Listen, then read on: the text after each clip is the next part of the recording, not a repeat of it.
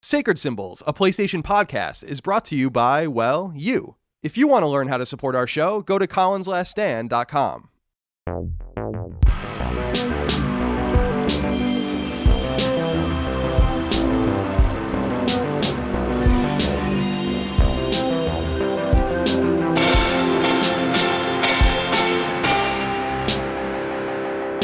Greetings and salutations. Welcome back to Sacred Symbols, a PlayStation podcast. This is episode 111. That's all ones. My name is Colin Moriarty. I'm joined as always by Chris. He's banned on the App Store Raygun. Chris, how are you today? It's kind of another Groundhog's Day scenario, you know? Sure. You know, you wake up and it's the same every single day. Yes. How is, I meant to ask you how your roommate Sweeney's doing, because doesn't he work in like retail or something, or in a shop? He worked at Starbucks for a little bit, right? Okay, but he quit like pretty much the second this started because they were making him work, and they were kind of ignoring a lot of the rules, so to speak. So he was like, yeah, I'm not gonna go in. Yeah, I don't blame him. So what is he doing now? Is he hanging in there? He's doing Twitch. Oh, cool. I had no idea. Good for him. Yeah, and he's doing pretty well on Twitch. I told him to do that years ago, but it took the world shutting down for him to take my advice. Well, it's a better time than ever to jump on there and do your thing. He was on my mind because he tweeted me a few days ago when I tweeted out a picture of Rush, my dog, that he felt like he knew this dog somewhere. Why did he know this dog from somewhere? And I still don't really know how to answer the question, so I just ignored it. He's insane. He doesn't know how to use Twitter yet. Yeah, he's learning. Yeah. He's like my mom. So, well, I'm glad you're doing well. It seems, here in Central Virginia, it's not like I ever really go anywhere, but I don't feel like it's really that different for a lot of people. I feel like people are just going everywhere and doing anything they want. Yeah. I don't know. Maybe I'm crazy, but no, I feel like that's what's happening here. That makes a decent amount of sense that would happen. Yeah, I guess in those kinds of places where people aren't really coming into contact with a lot of people from elsewhere, But in port cities, like places like New York or Los Angeles, where on any given day in Los Angeles, you'll run into somebody and you're like, "Oh, where are you from?" "Oh, I just came from the Czech Republic." Or and it's like, "What?" So I assume it's probably a lot safer to just kind of fuck around in places that are a lot lower in traffic. Yeah, it's funny too, because I was walking around my neighborhood walking the dog yesterday, like late last night. I saw this woman and her family going into their car. They have a fence, like a new fence around there, like because the neighborhood's new, so a lot of people haven't gotten their fences built, like the little accoutrements. And I'm having mine built, like erected next week, although I ordered it back in early July. So I stopped and I asked her. Well, I was just walking by and I'm like, "Hey, is your fence a 5-foot fence?" That's like all I asked her. She was really nice, but she walked up to me and shook my hand when I introduced myself. And I was like, No, I shook her hand. I mean, it's just I'm not going to not shake her hand, right? It's like one of my neighbors and stuff. But I thought that was interesting too, because I haven't had anyone like offer me their hand like that in some time. In marriage? In marriage, especially. No one's ever offered me their hand in marriage. So I don't know what I'm talking about. So, Chris, this is a Sacred Symbols, a PlayStation podcast. We do it each and every week. You can get it 3 days early and ad-free by supporting us on Patreon at patreon.com/colinslaststand, like just about 10,000 of you do. So we thank you so much for your kindness, generosity, and support. Supporting us over there also gets you the ability to submit your questions, comments, concerns, thoughts, and ideas to the show, and get that early access and get the Q&A that we do each month, and name in the credits and all of this. And of course, Sacred Symbols Plus, which is only for patrons, our weekly supplemental show. Last week, I did a solo mailbag, which people seem to really enjoy. I don't know what the hell we're going to do this week. We'll figure it out. Yeah. When the time comes. Lots to talk about. Some people have been submitting interesting ideas about maybe doing like end of generation lists and all of that, but I don't think it's time. I don't think it's time for that yet. Yeah, not yet. Soon. There's still stuff that hasn't come out yet for this generation. And also, because people even want us to do stuff just on the exclusives. All the exclusives are basically out, but I need time to think and marinate. I'm not in any rush to do that stuff yet. Yeah. Let's let it all breathe. We don't even know when PS5 is coming out. So yeah. Everyone slow down. I don't want to hear about it anymore. Now let's get into roll. Please slow down. Please slow down. I'm like one of those old people in a neighborhood that like, runs out on the road when someone's going too fast and like does the slow down hand signal. Yeah. Yeah, classic. That's a good. My brother's best friend PJ. I was in a car with him in Long Island once, and a guy came out and did that, and he just sped up as the guy came out and went even faster. So that's always comes into my mind. Why do people do that? Why do people feel like they have all this control over the neighborhood that they live in? Just worry about yourself. I think whenever you're in the cockpit of anything, like whenever you're like in a car or like in a vehicle, you just kind of feel inherently like, oh yeah. No. You're misunderstanding. I'm saying, why do people in the neighborhoods feel like they can tell other people driving on the street? Like they feel like they have a lot of control. Like they can run out and tell people to slow down like they're the police officers. Oh yeah. No, yeah. That's insane. I don't understand that at all. Everyone should mind their own business. How's that? Everyone mind your own business. Now let's see here, Chris. We have some chicanery to get through in the beginning, some corrections and notes, etc. Gabe wrote into us on Patreon. He has an interesting correction. Now we've caught ourselves doing this. I'm still going to do it because I'm still not sure what the real name of the game is, but he says, "Hi, Colin and Chris. For several episodes, you have been calling the new Assassin's Creed game Ragnarok when it's actually called Valhalla. I initially passed this off as a slip of the tongue, but it's been going on for so long with no acknowledgement. Anyway, keep slaying." I feel like we've acknowledged it.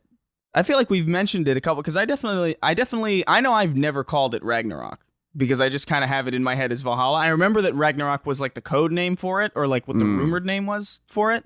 But I remember Valhalla specifically because it's one of my favorite multiplayer maps in like other video games. And also there's like, I don't know, Valhalla is just such a cool word. Yeah, it's heaven, isn't it? Yeah, it's like Viking heaven where you go and you just fight over and over again and you just respawn, I guess. I don't really know how Viking heaven works. Yeah, I think that's how I understand it from the show Vikings. Yeah. Is that they go and they have like a feast every night and then they battle. Fight. Yeah, and then they fight again and then they bat. It's completely bonkers, but sure, whatever you believe in is fine. Yeah, so I guess I have been calling it Ragnarok. I have no idea. I guess Chris is saying that was the code name of the game. It is a slip of the tongue on my part. I'll probably keep doing it. The funny thing is that like 50,000 plus people listen to this show, and I don't think anyone wrote in about this except for Gabe. So I don't think anyone knows what the real name of the game is, which is interesting. Well, it's an Assassin's Creed game for sure. Yeah, no doubt about it. It's Assassin's Creed Black Flag 2. All right.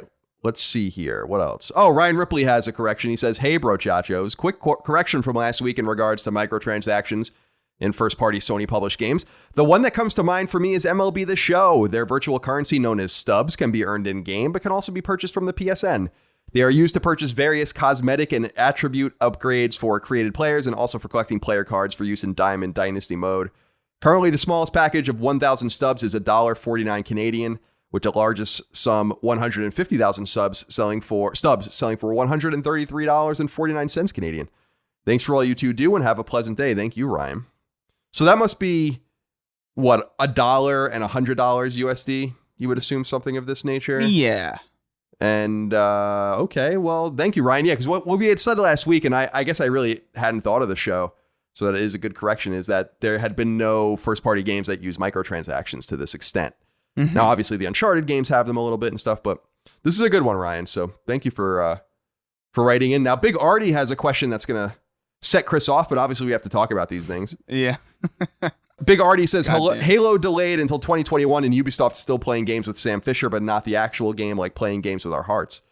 I'm sorry, Chris. So we have a couple of things here to jump into that are very Chris-centric. Let's start with Halo Infinite getting delayed to 2021, to some mystical time of 2021. I know that it's not a PlayStation game, but Chris is such a Halo fan. I got to ask what you think of the delay and how you feel about the prospects for the game now. I'm happy about it. I kind of called it in like January. I have a tweet all the way from January being like, we haven't seen much of this. It's getting delayed. And like everybody was like, no, Chris, come on. You're just being impatient. And I've been having a good time just kind of, laughing at all the responses that I was totally right about. Chris was right. Do you just F5 that tweet sometimes? And Yeah. No, I have it printed out. I'm going to get it framed. Nice. Like a big long list. A big, like, weird, you know how some people put their monitors, like, sideways to have, like, a tall monitor? It's going to be like that, but on my wall of all the tweets that I was right about. I did that at IGN. I had one of those at IGN for my mail. Yeah. And that was just my mail was just on that at all times. But yeah, no, I'm happy about the delay. I'm totally fine with it. It's not great for Xbox, but I don't really care.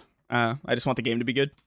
So a delayed game, I'm never going to have a problem with a delayed game. I think every time a game has been delayed on this show, I've always been like, yeah, good.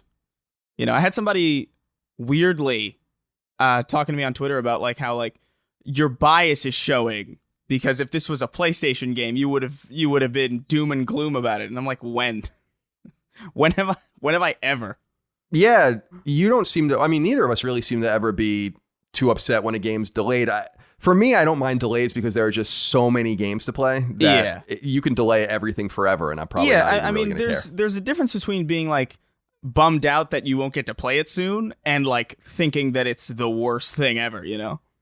Like, obviously, I would have liked to play a game that I'm looking forward to sooner rather than later, but, like, very rarely am I going to be like, oh, a delay, that's a bad sign. Now, the thing you said, I mean, again, this isn't really topical for our show, but just to throw it out there, you said about it, how it is for Xbox, it can be bad for Xbox. I think it's catastrophic for Xbox Series X. I had said this on Twitter. I think that it can't be understated how big of a deal this delay is for the console. And I think they should delay the console's release until the game's ready. Now, people will remember that Nintendo kind of played around with the Switch's release date based on when Zelda would be ready. And that ended up being a pretty wise move, all things told. That's still considered maybe the best Switch game and certainly sold many millions of copies. Mm-hmm. I was looking at the Xbox Wire write-up that was announced when 343 announced the delay. Obviously, Microsoft, they reiterated that the console is coming out this fall, which I think is stupid. And I was looking at the games that are launching with it, and I'm like, there's no reason to even buy this console. Now, people were throwing back at me, well, why would you buy PlayStation 5? And my answer to that is, I don't really know. I mean, Spider-Man looks pretty cool. There are going to be cool games on there, but I don't feel like we really need the PS5 either. Yeah. So it really goes both ways. But with this console, I really feel like delaying it until Halo is ready is the wise move. It lets you breathe. And also the economy's kind of in the shitter. I'm going to keep beating that drum. That asking people to pay $500 for a console is a big, heavy lift, especially when there's no Halo. Well, I would agree under most circumstances, but this is also a circumstance where it's like, we don't know if this is really going to get better at all. So, like, you can either get out while people are still kind of in the beginning stages of kind of stumbling down this pandemic, or you can put it out in, like, March when Halo is ready, when no one has any money. You know? Like, it's kind of, you're kind of damned if you do, damned if you don't, like, because you just don't know how things are going to turn out. So I think both Sony and Microsoft are kind of at this point where they're like, we should probably just get out as soon as we can before this gets even worse, because we want at least our machine out there and our platform out there.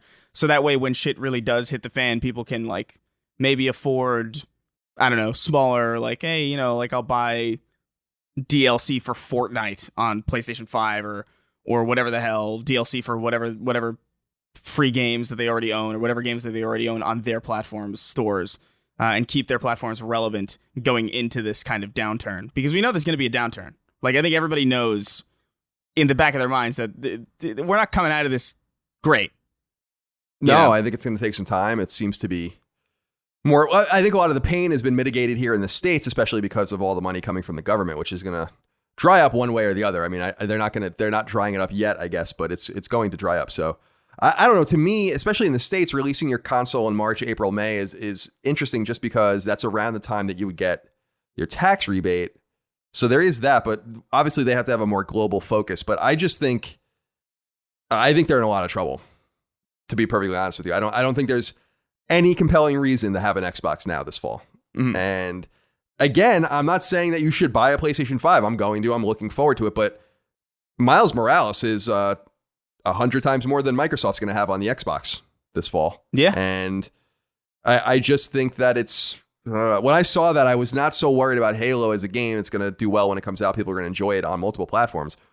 But I think it opens up a lot of interesting palace intrigue on when it's going to come out. Because I think a lot of people are assuming March, but what if it's delayed until the fall or something like that. I said that I would enjoy a fall. I'll take another year, honestly. I don't care. There's so much shit. There's so much shit that's coming out that I know Cyberpunk's going to be like a huge time sink. I know, like, I feel like the next year is just going to be so jam-packed full of shit that I'm like, all right, listen. Like, I would assume March is probably the place that it's going to fall, which would be pretty unusual for a Halo title. I don't think they've ever released in spring, but I think, you know, I wouldn't be opposed to like a fall launch for the game. That would actually line up perfectly with the 20th anniversary of the series as a whole. I think it'd be actually kind of smart. But yeah. It begs the question, and didn't I say this like a week or two ago, I think on Sacred Symbols Plus, that it really begs the question if 343 is really up to this. I mean, this is kind of insane. This is a marquee launch game.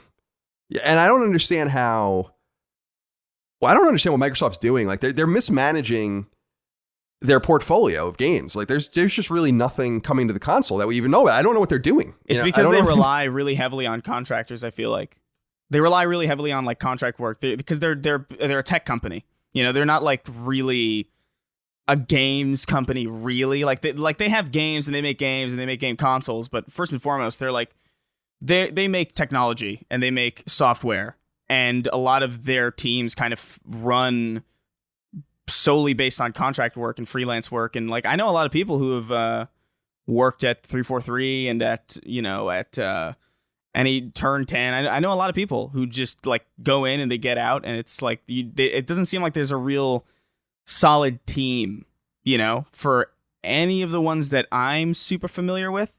I think that really causes problems because it makes your entire portfolio really unstable and unpredictable. And, you know, just, I mean, I have footage of Halo Infinite on my phone right now from people who've just sent it to me because they're like, dude, look at this. They've got they don't have a tight lock on what's going on. Like, it's not good. It's not good. And I think they're winning the services battle, as we've said, but I'm more bearish on Microsoft now than I've been in a while, I think, after the Halo news. Because I gotta say, man, we're getting so caught up on this PlayStation podcast, but I really like Phil Spencer. He's a nice guy. I think that he turned things around with the Xbox One and has the right idea, but I'm wondering now if this is really the guy for the job. Because if I'm an Xbox fan, I'm looking at this situation and being like, we're gonna get our asses kicked, I think, now at launch.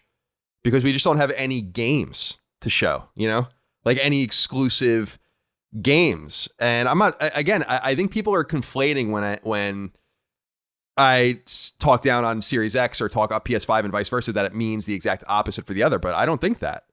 I just think with Microsoft and with Xbox Series X, I'm just surprised that they have nothing ready to go. And I was surprised by how bad Halo looked. I said that when we talked about it on the show a couple weeks ago. I don't think it looks good. I think it looks fun, and that's very important, but it certainly doesn't look like anything more than an Xbox 360 game. Mm-hmm. You know, and when you're going against a game that looks like Ratchet or a game that looks like Spider-Man or whatever, Demon's Souls, I think you got to step your game up. And this is, of course, the fallacy of the cross-gen. And that was the other thing I was going to say is I wonder if they actually end up getting this thing off of Xbox One. Yeah, I wouldn't be annoyed. I don't think I'd be bothered by that at all. I was just more annoyed with the Sam Fisher thing, honestly. Oh yeah, we were gonna segue into that next, so let's talk about that.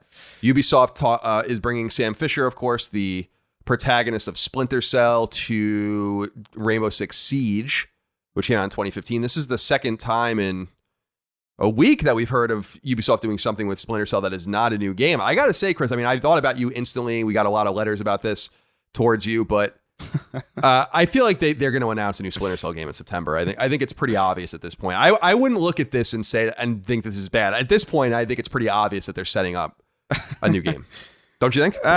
Yeah, I mean, I thought it was pretty obvious a couple of years ago when they started teasing Splinter Cell in various games, and I'm at the point where I'm like, you know, no game, no hype, you know, where it's like, listen, well, that makes sense. If you got something to show, then I'll be happy. But I'm not going to take all these cheeky little winks and nods as anything more than, quite frankly, irritating. Because there hasn't really... The thing that makes me like really uncertain about it is because there's been a lot of leaks about like Ubisoft titles. Like we heard about Assassin's Creed like well before. We heard about Watch Dogs well before.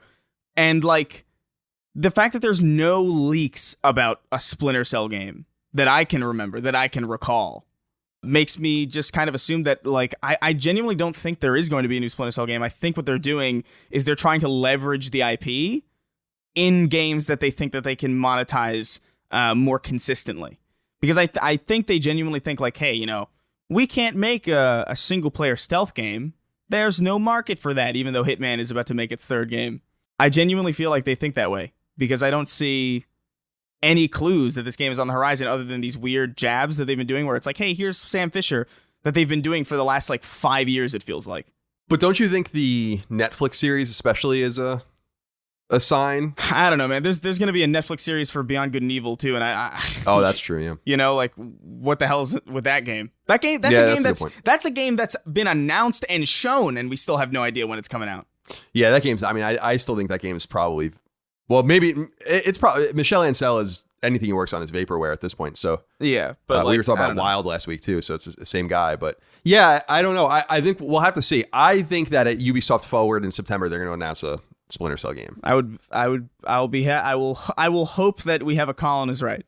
Yeah, I mean, I don't have the arcane powers that you do, so if you're not feeling it, then I don't know. If you were feeling it, then I'd be much more confident, but we'll see how this all goes. But a lot of anti-Chris news this week coming out of the Microsoft camp and the Ubisoft camp, but that's all right. Andrew Duda wrote into us and said, hey guys, I'm not sure if you'll touch on this in the episode, but with Chris being such a fan, with the delay of Halo Infinite and Xbox stating Series X is coming in November, so we were talking about that on The Wire, what does it mean for Sony? Can we expect an answer now on date and price finally? I can't help but to think that by giving the date of November with no specific day, they did so to show that the console itself wasn't also going to be delayed. I agree with that. It was really important for them to do that because otherwise speculation would have run amok, although I still think it's possible that it's not going to come out. The Xbox Series X is going to come out in November. We'll see. From my perspective, I think Sony's more in the driver's seat than ever now, and there are pretty compelling rumors that they might not say anything more until September. Which is really crazy. That brings us within 60 or 70 days of the console's launch, and we still don't even really know when it's coming out or what it's going to cost. And I think that a lot of this has to do with just waiting to see who's going to go first, but it's not instilling a lot of confidence in me that they're not willing and ready to talk yet. So I don't know exactly when we're going to see it. But the other rumor is that we might expect a more expensive PS5 as opposed to Xbox Series X, which I don't think is that big of a deal. I think it was a big deal with Xbox One and PS4 because Xbox One was $100 more while seemingly being the inferior machine. But all signs point to PS5 having at least more to play, if maybe not more power. So I don't know that the price differential is going to be that big of a deal. But how do you feel about maybe waiting till September to get these details? I think that's ridiculous. September is way too late. Like that does not instill me with any confidence. You know, like that seems so imminent. And I said like I think either one of the last episodes, I said like, look, if we exit August without a price or release date, like that's I don't think that's a good sign. I don't think that's good at all. It makes me like kind of assume that they just don't have enough PlayStations made. Almost, you know what I mean? Where it's like it feels like, hey, we can't lock down a release date because we don't even have enough machines to sell. That seems logical, and it's interesting because it comes on the back of news that they want to increase their output. So if they're not even reaching their output, I think they wanted to make 4 or 5 million or something like that by quarter one, and they're going to increase it a few million. I don't know. To me, it seems. Well, let me back up. I don't think that I understand fully why they're doing this. I don't think anyone really does. And that's what I'm most intrigued about at this point is not the price or the release date. It's like, why are you... We know it's going to come out sometime in November. It's going to cost $500. I want to know why we're waiting. So to your point, is it a manufacturing problem? Are you afraid that everyone is going to get their games locked in the first and second party? Are third parties complaining? There are some complaints apparently coming out of some dev circles that PS5 is presenting some issues that I've been reading about to various developers. Who knows the veracity of those, because it really should be the same as PS4 in terms of architecture and all of that. But I don't know. That's what I'm more curious about at this point is like, what are you waiting for? Because by this point, we're recording this in mid-August. By this point in 2013, when PS4 was coming out, we had already known the release date and the price for 2 months.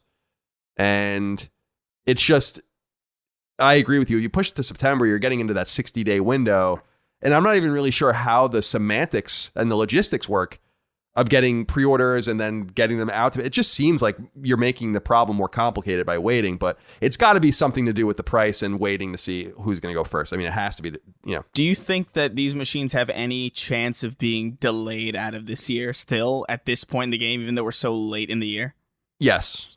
I do believe that. I get really that feeling more and more as the days go on and like shit like this comes out where it's like, oh, they might not say anything till September.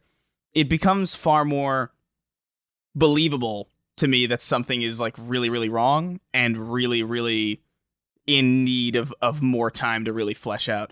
Because, and I don't mean to keep tying this back to Halo, but I remember when the reason I called the Halo delay in January is because by that point in the previous game's hype cycle, we had already had our hands on a beta version of the game for like a month, Whereas like with this new one, we hadn't even seen gameplay of it yet, and it's like something's up. And I have a very similar feeling here with both of these machines where it's like we're in August and we don't know the price, we don't know the release date, even though we all kind of know vaguely what the price and release date would be. So it's weird that they would hide it. Like they could have easily just said, if they had like a general timetable locked down, they could have easily just said November months ago. But it seems like they just don't.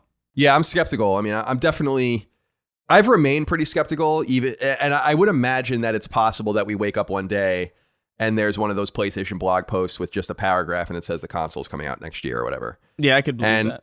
And so I'll be keeping my eye on that. I hope that's not true because I'm intrigued by the new console. But again, I wouldn't like cry any tears if they delayed it because they're, again, 8 million games, including, of course, Assassin's Creed Ragnarok, which comes out this fall. I thought that was funny. All right. Did you do that on purpose? Yes, I did. Okay, I did good. do that on purpose. Just a couple more pieces of small news items before we get into some silliness.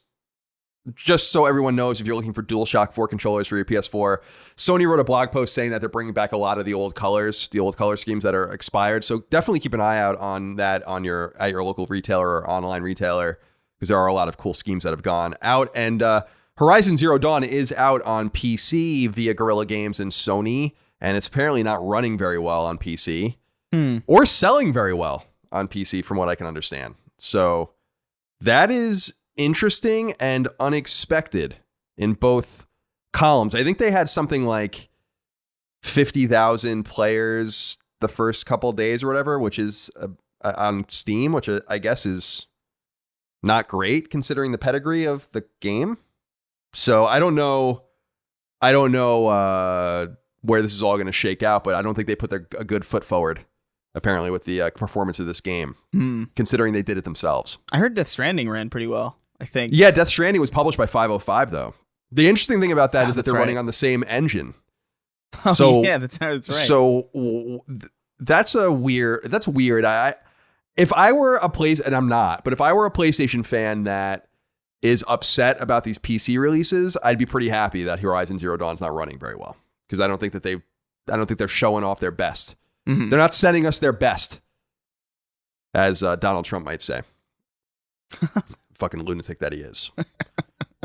All right, let's see here. Derek Wechter wrote into us and on Patreon. He says, "Hey, Castlevania Colin and Crypto Chris. I wonder if he's calling you like a crypto fascist, or if he's saying that you're in a cryptocurrency." Oh, I don't know. They could be a Destroy All Humans reference too. Oh, yeah, that probably is what it is. This question is primarily for Mr. Raygun, although it is more of a grievance than it is a question. From time to time, the subject of playing normal controls versus inverted controls comes up on the podcast, and Chris seems to somehow think he is better than you, Colin, because he plays normal style. In fact, not only does Mr. Raygun condescend, he ridicules those of us who choose to employ the superior play type that is inverted. Week after week, he sniggers, sneers, and makes derogatory comments about the inverted player community, and I will no longer tolerate it. All I can say is this: watch your back, you fucking normie. Cheers and love to the both of you. I think that's the first time you've ever gotten a vague death threat. Yeah, vaguely. On the show. Yeah. On the show, at least. Yeah, Off the show, I have like a truckload. Oh yeah, I got a cacophony of those. Yeah. Yeah, no Cacophony, doubt about good word. Thank you. Yeah. So what do you think of this? Look, even you call it normal style, so like, Yeah, you know, like if you're gonna call it normal style and make like a specific, dissection of like, hey, this is normal and this is inverted and I play inverted, then you shouldn't be surprised when someone who plays normal finds it abnormal that you play that not normal style. Sure. Like, I think it's totally fine. There are some games, by the way, like that I do play like inverted. Specifically, like if there's like a flight sim kind of thing. Like I remember I played inverted on like a long time ago on Star Wars Jedi Starfighter, which is wow. like a I think it was like original Xbox and PS2 game. And I played inverted for that because it makes a little bit more sense to me for some reason. But I feel like most people would honestly play a game like that inverted because that's just sort of like how a plane works. But I don't know how I feel about just treating like the head of a character in first person like a plane. It's just totally. That's where it comes from. I think that space. Yeah. That's why me playing inverted is so weird because I don't play flight simulators. I don't think I even played a flight simulator until I was well into the analog era. So I wonder if you would play a flight simulator with normal, not. I probably would. I'd probably run the plane right into the fucking side of the mountain too. Yeah. But yeah, so this is an ongoing battle. Obviously, it came up with Fall Guys because, by the way, that game looks really fun. I'm really actually thinking I'm gonna play that game. Really? I didn't know what it was. Well, am I describing it right? So, because I was watching a little bit of it. You're basically just trying to remain on platforms that are disappearing, and anyone that touches the platform makes the platform disappear, right? So you're trying to just survive. That's what I saw, and I was like, well, that looks really fun. I mean, that looks cool. Yeah, so Fall Guys is like, I haven't played it yet, but I've seen enough gameplay to kind of get the gist of what it is. It's basically this, it's just a lot of people in a single lobby, and you go through progressively more elaborate obstacle courses. Basically, so like there's some where you have to like stay on a bunch of seesaws and like jump across them and get to the end, and it's like a little the physics are a little wonky and silly, so it's kind of difficult. And there's another one where you have to like traverse this kind of like wipeout style obstacle course to get to the top and grab a crown. And then there's other ones where like you have to stay atop platforms that disappear. And there's like a soccer game. It's this huge competition, and it basically just eliminates people who don't qualify until there's like one person standing, and then they win. So it's just this kind of communal, almost this communal like Ninja Warrior game show kind of thing. Okay, because interesting. Because I saw some people posting videos on Twitter just of the platform disappearing part, and I'm like, this is the game. This looks awesome. Yeah, that's part of it. Yeah, that part's. I was like, this alone is a nice idea. Like basically just having a vertical pipe, as it were. And a bunch of people stepping on all the platforms and falling slowly down. I'm like, that alone is a nice idea. So I think I'm going to check it out at some point. We'll get into the games we're playing in a moment, but just throwing that out there for anyone that's interested in what I'm doing. So, all right, Derek, thank you for writing in. Corey Savas wrote in and said, guys, I need your help resolving an argument. When you say turn down the AC, are you increasing or decreasing the temperature? This is of vital importance, he says. So, Chris, when you say turn down the AC, are you increasing or decreasing the temperature? This is actually a pretty good question. You increase the temperature when you turn down the AC. Turn down the AC. See, you increase. Yes, that's right. You're making it less. You're making it like, because I always hear that in the car. Turn down the AC, and you're making it so that it's not coming out as much. So that would be increasing the temperature. Yeah. So like you're essentially like, when you say turn down the AC, what you really mean to say is make the effects of the air conditioner less noticeable. is essentially, you're saying decrease the effect of the air conditioner. Right. Turning down the AC literally would mean to like, if you took it like literally like some kind of ape, you would turn down the AC to like, 60 degrees or something, and then freeze everybody out of your apartment or out of your car or whatever. Right. But I don't think I'm surprised to hear that anybody would hear turn down the AC and assume that it means decreasing the temperature, even though I understand grammatically how that might be construed. Right. It seems a little pedantic. It seems impossible that somebody would lack that level of basic context. See, nothing surprises me anymore. That's fair. So I completely. By the way, I should have said this when we were talking about the Y-axis thing. I just realized that I put these out of order. But Justin McCumber wrote into us and said, "My third attempt here with the conversation of inverting Y-axis. I have something to admit. My wife and I both invert Y. As our kids start playing games, I invert Y for them before letting them play. It may be brainwashing. However, if they ever need my help in a game, this allows me to not be worthless." I love that. Justin is brainwashing his children into playing inverted as if they don't even know the difference. That's brilliant. Love that. That's so terrible. That's like teaching your kid how to walk wrong. Walk backwards. Crab walk. Like, oh, hey, you have to walk with your feet like splayed open, so you just look like almost like a like a splayed open straw. Like you gotta like. That's so messed up. Your kids are gonna like grow up with like a tinge of resentment, I feel like. Because they're definitely going to be like made fun of for playing inverted. Well, eventually they'll realize when they're old enough to go into the options and all of that, and they realize that this was actually the thing that you had to set beforehand. They're going to wonder a lot of things about you, Justin. So I appreciate the effort, though. I think it's great. Personally, I think it's great. That's so wild. Just because you're anxious or not getting the sleep you wish you were, or have some bodily aches and pains, doesn't mean that your condition is permanent. Far from it. With Feel's completely legal CBD oil, you can circumvent and overcome such problems safely and easily with the power of the marijuana plant extract known as cannabidiol. Now, getting stoned is wonderful, trust me, I would know, but that's not what Feel's is all about. CBD, unlike its marijuana-laden cousin THC, doesn't get you high. Instead, it makes you calm, it soothes you, and it can help put your mind at ease. Feel's tincture comes in a quaint bottle, and all you have to do is use a dropper to put just a tiny amount under your tongue. Minutes later, you'll feel less anxious, ready for bed, and alleviated from those persistent aches and pains in your joints and elsewhere. Better yet, CBD doesn't give you a hangover. Quite the opposite, in fact. Getting a great night's sleep with Feel's could have you hopping out of bed, eager to take on your day. I'm a paying Feel's customer, and it's worked wonders for me when I needed it most. I'm confident it can do the same for you. But if you're intimidated or don't know where to begin, there's good news. Feel's has real human support that can guide you to the exact product that would work best for you. And hey, your risk is low too if you go to feels.com/symbols. That's feals.com/SYMBOLS, where you can get 50% off your first order with free, discreet shipping. So what's stopping you from escaping your anxiety and worry, securing a better night's sleep, and ameliorating your issues with aches and pains? Take it from me, Feels really works, and it really can help you. Again, head to feals.com/symbols to try it for yourself, get 50% off your first order with free shipping, and discover the legal wonders of CBD. This next one is infuriating. Oh. Yazid Araji wrote into us and said, "Hey, CNC, I need help solving a debate.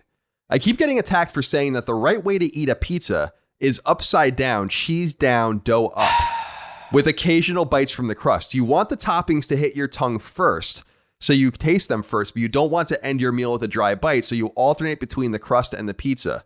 What do you think of this? Before you cast your judgment against me, I suggest you try it. And before you say, but the toppings will fall, they shouldn't.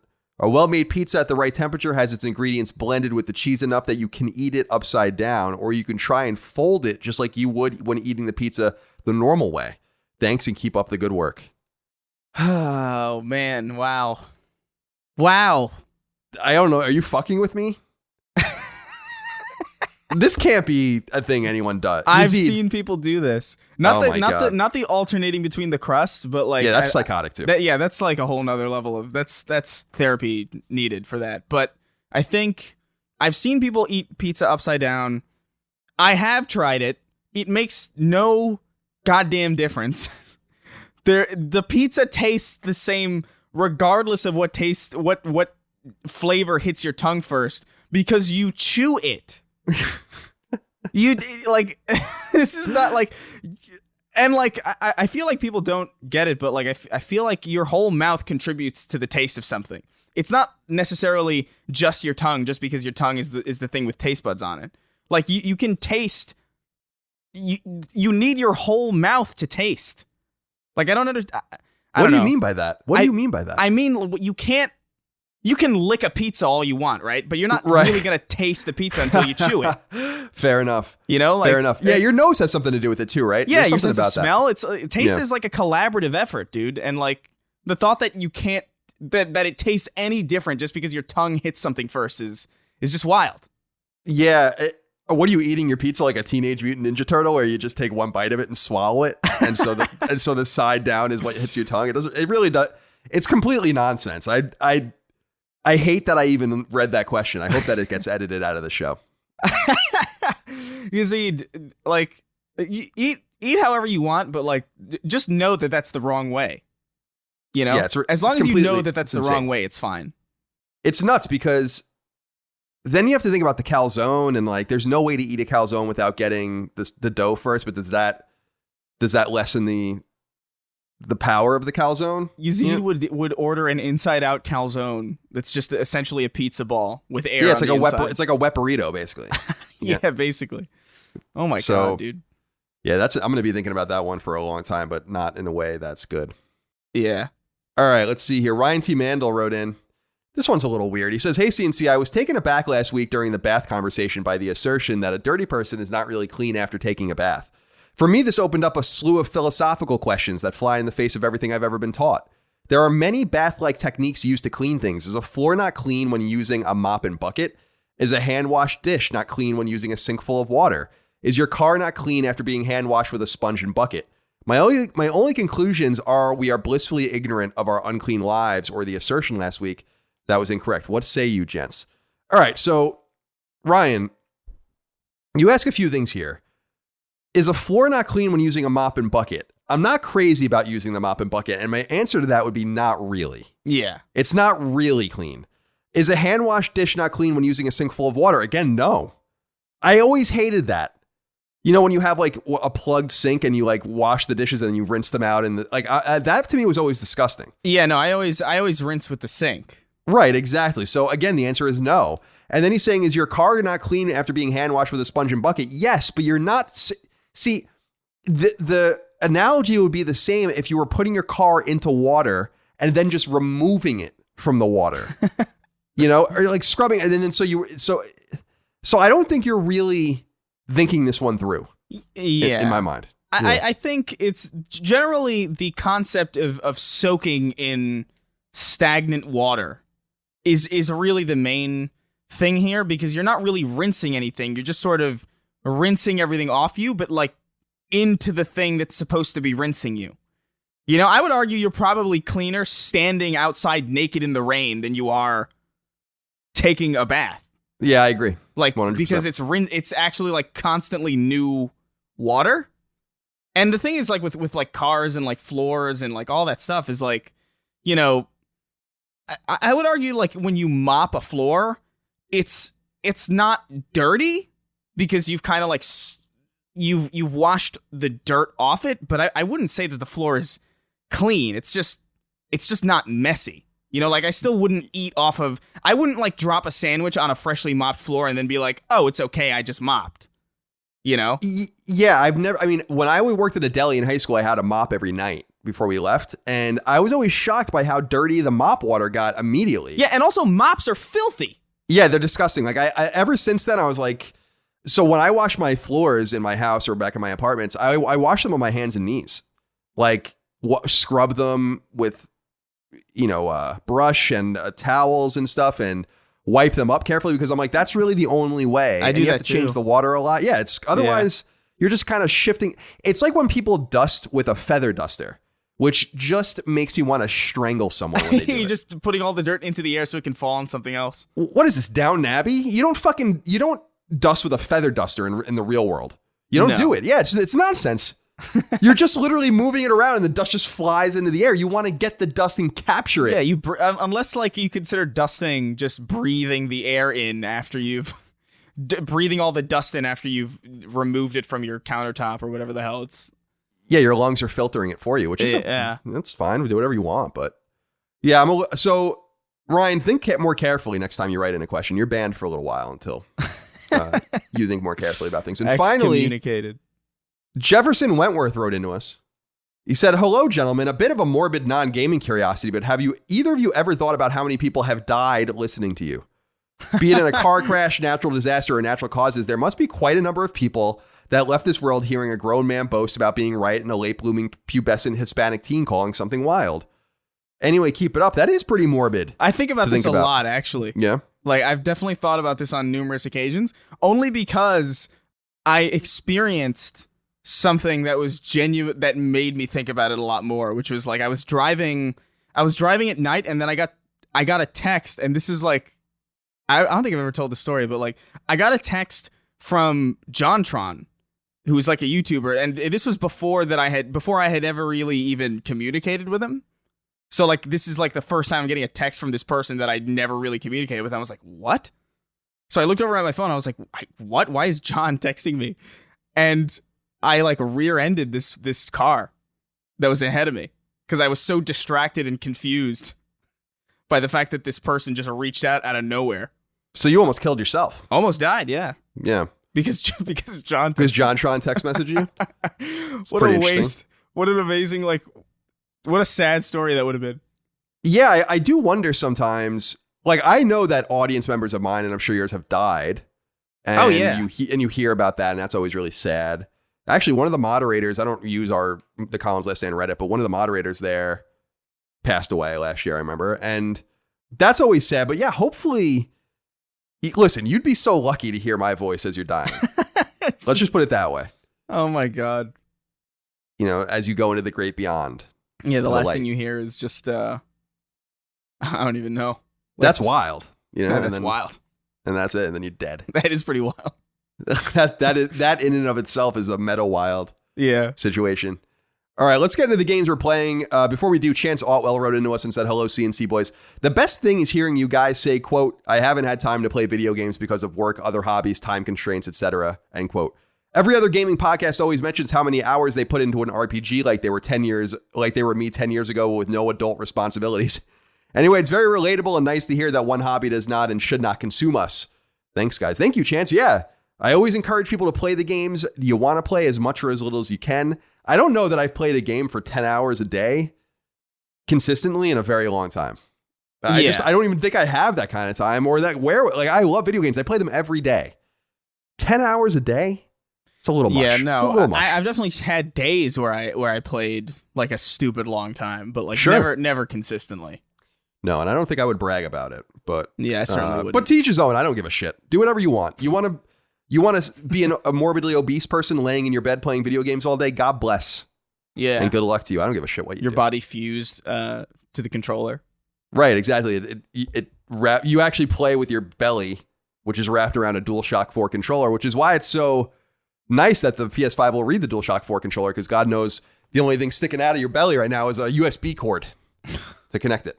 You're never going to see that controller again. You use your little fat muscles to move those analog sticks and what have you. All right, let's see. I don't even know what I'm talking about. What are we doing here? Oh, yes. Chris, we're both playing Ghost of Tsushima still. Do you have anything to add that we haven't? We'll get to the spoiler cast at some point. I promise we'll get to it. Yeah, we will get to it. I'm pretty dead set on finishing it. But yeah, I don't really have anything else to say. I still like it. Like, I still like it a lot. It's not getting old for me. I haven't touched it in like a handful of days just because I've been like working on a bunch of other shit. But I'm enjoying it, man. I like it a lot. It's still one of the strongest open world titles that I've played, for sure. Interesting. Yeah, I can only play it a little burst. I get bored with it. I gotta say, like, I don't know what it is. I just kind of get bored playing it after a few hours. I'm like, I don't want to play this anymore. Yeah. I'm excited to talk about it because I really do think that this game was victimized by The Last of Us for me, because I'm still so depressed over that game that I can't extract any enjoyment out of anything in my life right now. Except, of course, Call of Duty Modern Warfare 2 Remastered, which I've also been playing. Yeah, so how's that? It's great. I vaguely remember playing the original because of No Russian and all of that, but it's been 10 years or so. And so this game was free. What was it? Free last month or this month? One of those months on PlayStation Plus. And I went to go, as I always tell and instruct people, to add these games to your download list. So I went and did that with this game. And then I think I accidentally hit too many buttons and it started downloading to my console. And so when I turned it on the next time, I'm like, oh, this game's on my console. And I was going to delete it. And then I was like, you know what? I kind of want to play it. And it's just a nice change of pace for me. I'm playing it on Veteran. Oh my God. And I'm not very good at games anymore. So I'm slowly, meticulously working my way through it. But I kind of like playing that way. Yeah. It feels, I know it sounds a little silly, but it feels kind of realistic. Mm-hmm. Like you really can't survive. Like you get shot twice and you're dead. And I kind of started playing this meta game in my life, or in my mind with this game. I don't know if people have said this or if even the developers have said this, but have you ever imagined that when the blood splatters appearing on the screen, like you're getting hit, that it's basically the game telling you the bullets are really close and you're about to be shot and killed, but you're not actually getting hit? Does that make sense to you? So that when you get downed by a bullet, you actually do get killed. So it's kind of like a warning system, but it's the way the game communicates with you. Have you ever heard anyone talk about that way before? No, I know what you mean though. Like it makes perfect sense to me, like what you're communicating. Right, like it's basically saying like, you know, it's almost that noise like that ripping. In the canon reality of the game, you're not being hit, and the hits that you are sustaining are really just sort of letting you know that if you keep being reckless, you're about to get screwed up real bad. Exactly right. So I've been playing like that, and it's slow going. I mean, I'm not very good, but I am enjoying playing the game. It's fun, and it's a nice change of pace. And I actually didn't bring this up here. I brought it up on Sacred Symbols Plus, though. I fucked up my thumb really bad last weekend. This past weekend. And so it's actually much better now. I was chasing Rush, but my sister and her husband were here to pick me up. We were going to go to my mom's for dinner.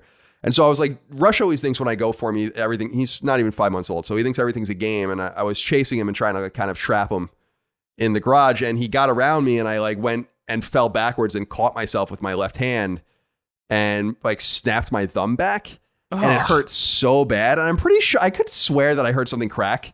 Maybe something is broken, like where the thumb actually reaches the hand. Well, so you would know if something's broken because you'd have bruising, I feel like. Yeah, well, you're right. Because so that goes into the whole thing is, so you're right about that. I went through the day, we went to dinner, and it was like really, I was in a lot of pain. And then that night I got home and I tried to play Ghost of Tsushima and I couldn't even press L3. So I couldn't like run, and I couldn't really extend my fingers to like hit the triggers comfortably without like hurting my thumb. And when you get injuries like this, as you know, you always expect it's going to get worse before it gets better, right? Like I always think of sunburn in this way. You get sunburned, you're like, I'm probably all right. And then the next day you wake up and you're all fucked up. I feel the same way with when you bruise something or when you like twist an ankle, it always gets worse the next day. And so I had this anticipation that it was going to get worse, but I woke up and it was like way better. Oh, which never happens. And I'm like, wow, that's crazy. So it still hurts. Like I can't bend my thumb all the way down at the joint, but I'm back to playing games, and that's good. That was the other thing, is that there was no bruising. That was so weird, but my thumb kind of felt like it was falling asleep. Yeah, you probably just hurt it real bad. That happens. Yeah, so, I've definitely done that to like I've done that to my thumb a couple times. It's interesting that you bring up sunburn though, because like I feel like I'm a mutant, because like I will just straight up get like eviscerated by the sun, but I won't feel anything. You're lucky. Like I peel and I get red, but like it feels like nothing. Like I remember because like a friend of mine slapped me real hard in the back, and I was like, ow, why'd you do that? He was like, oh, it's like a sunburn thing. I was like, no, you just hit me in the back. Yeah, you just hit me really hard. We got into a whole argument about how like I didn't feel any different than I would feel if you just hit me in the back. So he was contesting that you were injured because of the sunburn, but you were saying that it would have hurt either way. Yeah. No, it wasn't like a stinging burn. It was just like he hit me, and I was like, what the fuck? Yeah, that's no good. I don't like that.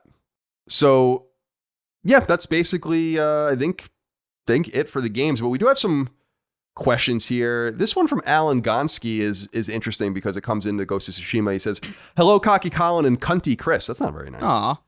In Ghost of Tsushima, there is a fog of war on the map. For me, anytime there is a fog of war, I have to clear it immediately. Do you guys have to clear it too before you do much of anything else? It's funny because I hadn't really ever thought about this, and because I'm very meticulous with clearing maps, but fog of war never really bothered me. Yeah. So no, the answer is no, I don't clear it. Yeah, it never bothered me either. Like I just feel like it, like the fog of war just represents whatever. It almost makes the map more manageable. You know what I mean? Because if the map is open, it's part of why I really like Ghost of Tsushima. It's the way that it treats the map is very non-overwhelming. Very much, it only moves as fast as you want the game to move, and I really like that. I like that I don't have to look at like this big sprawling map with a bunch of icons, although that eventually does happen after a decent amount of playtime. You know, I like the fog of war system. I don't think it doesn't drive me to like clear it or anything. It's just like, I guess I'll explore this, and I have no idea what I'm going to find, and that's kind of cool. Yeah, I'm digging it. Like that I like too, because when you're going from point A to point B and you're putting a waypoint on the map and then you look and you're kind of cutting through an area you've never been to before, it's kind of exciting, as opposed to clearing it all and then going about your business and you've already seen everything. So I agree with you. That's one of the cool little apples on the end of the stick, carrot on the end of the stick that gets me through the game. But I don't know. There's just something about Ghost of Tsushima that's just, it's not vibing with me the way it's vibing with a lot of other people. And I'm a little bummed about that, because it seems like it's a game a lot of people are playing. And I really do believe that if I played Last of Us after Ghost of Tsushima, I might not be so depressed. Yeah, you know? It might be just a timing thing. I've had games that I just wasn't into just because of the timing of when I played them. And then I went back to later and it was like, oh, this clicks. I have no problems like this with Modern Warfare 2 Remastered, of course, seeing Soap McTavish doing his his thing. It's a great pleasure of mine. Yeah. Finally, Hayden Glass wrote in, said, hey, Battle Royale, Colin, and Last One Standing, Chris. I just wanted to ask if Chris had any interest in checking out Hyper Scape, Ubisoft's attempt at a Battle Royale. I know you guys are tired of the endless barrage of Battle Royale games, but a lot of people enjoy Hyper Scape and consider it the first arena shooter Battle Royale. I know Chris enjoys a good arena shooter, and I implore him to give it a try. I would love to hear his insight and opinions on it. Best wishes from Sweet Home, Alabama. So obviously I'm not going to play this game, but the thing that bothers me about Hyper Scape is that it's 2 words. They don't even intercap it. Yeah. I would have made it 1 word, no intercap. That's the thing that annoys me the most about the game, and that's why I don't like it. Chris, have you tried this game out at all? I've heard actually mixed things about it. If it's any good or not. I haven't tried it out. I've heard friends of mine recommend it to me. And I'm sure I'll get to it eventually. I just think Battle Royale as a genre is just one of those things where it's like, if that's what the game is, I'm probably not going to play it. Like, if there's a Battle Royale mode, like, in it, like, and it's just like kind of like a segmented part of like an overall experience that has more to offer than just Battle Royale, then yeah, I'll give it a shot. But, just because something is kind of an arena shooter in theory doesn't necessarily mean I'm going to play it, especially if it's in like this really oversaturated genre. And I will say that like the thing that I like about arena shooters the most is specifically the balance and the fact that everybody kind of starts off the same, whereas in like a battle royale, like, isn't the whole point of a battle royale that you're finding weapons on the map and everything's just, but there's no like consistent spawns and there's no like symmetrical play spaces, and it that just feels like inherently contradictory to what I like about arena shooters. But I've heard enough people recommend it to me that I am curious enough that I will sit down and play it. But I'm focusing on Ghost of Tsushima right now. Once I'm through with that, maybe I'll check it out and then I'll move on to something else. But yeah, I haven't touched it yet. I'll be interested to see what kind of legs this thing has, but I still say that the name needs to change, because the word scape is by itself. But when do you ever use the word scape? Like words, it's always a compound word. Landscape, scapegoat, for instance. Scapegoat, correct. Very well done. So I'm a little annoyed by the name. Yeah, it's not a great name, honestly. It's a very forgettable name. No, it's totally ridiculous. It's just like all of these other names for battle royales that are just nonsense. Like I don't know. Apex Legends. All right. Chris, let's get into the news. There's nothing too crazy this week, but there are some things that we need to discuss as we consider what's going on in the industry right now. But before we do, we got our letter from Timothy Bryan. I was relieved to get this letter from him. He wrote in and said, hey, he only does everything Colin, and he never does anything Chris. It's not very nice. He only does everything used to be my nickname at IGN, of course. That was also the PS3 moniker. Just an observation on the show I've noticed after all this time. While I know there's a bunch of work going into the thumbnails, podcast titles, and sacred symbols itself, there's an aspect of the show that makes it stand out from the rest. None of the gaming podcasts I listen to do this, and is quite frankly going underappreciated, providing background and history on almost every news item on the developer, artist, or company the news item is about. I'm always learning something new about the history of whatever the news item is about, and it almost always provides much needed context to the story as well. It has become one of the reasons that I look forward to the news items of that week when you all finally get around to it. How long did it take us this time? Let's see. About an hour, almost an hour. An hour. It may be a habit of being at IGN, or it could just be you are simply reiterating what the actual news story is saying. But whatever the case is, just know at least one of your listeners really appreciates it and keep up, because I'm learning a ton. He says, Chris is also pretty swell too. Keep on being a beacon in this miserable 2020 existence and making every day I stimulate my ears with your voices a fraction better than great again. It's a little bit of a convoluted sentence, but thank you very much. Yeah, needs to be a space there. Timothy, you're what do you think? You're Shakespeare? Talking like that? No, I appreciate that, and I'm really glad to hear that because I do put a lot of work into the news items to try to like give them context. But I must admit that I also do it kind of for selfish reasons. I like to reinforce my own knowledge of stuff as well. Mm-hmm. So it's a little bit of column A and column B. But I handwrite all these, obviously. Well, not handwrite them. I write them on a computer, but yeah. And I'm glad that sticks out because that is something that I enjoy doing, and I'm glad that you're enjoying that as well. Thank you for writing in, Shakespeare. The first big piece of news actually just broke before we recorded. Number one, the Embracer Group, the Swedish company founded in 2008 and once known as Nordic Games and more recently known as THQ Nordic, has announced the acquisition of 7 new studios to add to its already extensive stable of talent. The most notable team purchased in the group is 4A Games, the Ukrainian team now working out of Malta that's responsible for the popular Metro series of FPSs based on the Russian post-apocalyptic book series. Interestingly, Saber Interactive, which Embracer also recently purchased and which is a mega developer that handles all sorts of games and ports, is the acquiring body, meaning that 4A will be under Saber Interactive, which is under Embracer. The 6 other studios Embracer acquired include FPS studio New World Interactive, the team behind the Insurgency series, free-to-play centric studio Deca Games, horror developer Vermilla Studios, newly founded survival studio Rare Earth Games, PC developer Powwow Interactive, and Immortal Realms Vampire Wars developer Palindrome Interactive, which it already owned 50% of. Now it owns all of it. As the owner of THQ Nordic, Deep Silver, and Koch Media, Embracer is now the owner of dozens of teams with scores of games in development, making it by far the biggest industry player when it comes to volume. Chase Samuels wrote into us on Patreon. He says, hey, Scrumptious Colin and Salacious Chris, how many fucking companies can THQ buy? With the recent acquisition of 4A Games and 7 other smaller studios, it's actually 6. It's being reported as 8 total, but one of them is an animation studio. I wonder how this is even profitable for them. These constant announcements of acquiring studios for them is almost a bi-monthly occurrence, and I'm tired of them in the news, god damn it. Anyway, thanks for all that you do. Did you see this to Chris before this broke, or is this the first time you're hearing it? I did add this to the news. I saw like a very brief snippet of it. I didn't actually get a chance to digest it. But this is... Are we surprised?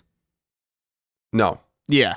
Like, I'm surprised that it's at who they bought, but I'm not surprised that they bought, like, a handful of other studios. They just seem to be doing this. I don't know who the hell is funding this. Yeah, I think a lot of this comes from European tax breaks. They're an Austrian and Swedish studio, I think, or a team. I think Embracer's in Sweden, and I think that THQ Nordic incorporated in Austria. So there might be something to do with the EU and nice loans, and the prices might be right. By my count, they own 30 studios now. Jesus. So this is by far more than, this is about twice as many that Sony owns, and I would say a little less than half of what Microsoft owns. So the big teams that people might be interested in that they own Warhorse Studios. So those are the guys that did Kingdom Come. Mm-hmm. They own Volition, which might be their biggest studio, and those are the guys that did Saints Row. Now they own 4A Games. They own Black Forest Games as well, and some others. So they don't own they own maybe a handful of AAA studios, and then they own a bunch of smaller studios. And where the money comes from, my assumption is that they're not really paying very much for most of these teams. If you're going and buying a team like Palindrome Interactive, I mean, what are you paying for that, really? A few $1 million bucks? Yeah. Or if you're buying, they bought Tarsier in 2019. Tarsier, of course, is a well-known studio in Sweden. They did Little Big Planet on Vita, actually. But it's like, what are you really paying for these guys? I don't know. I don't think you're paying very much. Yeah, I mean, I guess not. 4A is pretty surprising. I will say, like, I don't think I expected THQ Nordic to bag 4A. But at this point, I'm on like, I might just make a game studio just so THQ can buy it, and I could just make millions. Like, because what do you need to make even? Like, I feel like you don't even need to make much. Well, that's a good question. That's a good thing to say, actually, Chris, because 2 of these studios, as far as I could tell in my research, so Vermilla and Rare Earth Games haven't even launched a game yet. Yeah. So I own a studio that's launched 3 games. I mean, we must be worth, let's not even talk about it here. Just come talk to us. Embracer, I'll sell to you. Yeah, what if THQ like walks into your bedroom at night like in a tux and a big That'd be hat, awesome. and he says, Mr. hey, THQ? Yeah, Mr. THQ, John THQ himself. And he walks up to you, he says, I've got an offer you can't refuse. I'm trying to think here. I want him to, I'm writing this out here actually. So it'd be John, and then I want it to be T dot. And then HQ is going to be like ACHEQQUE. So that's his name. John THQ.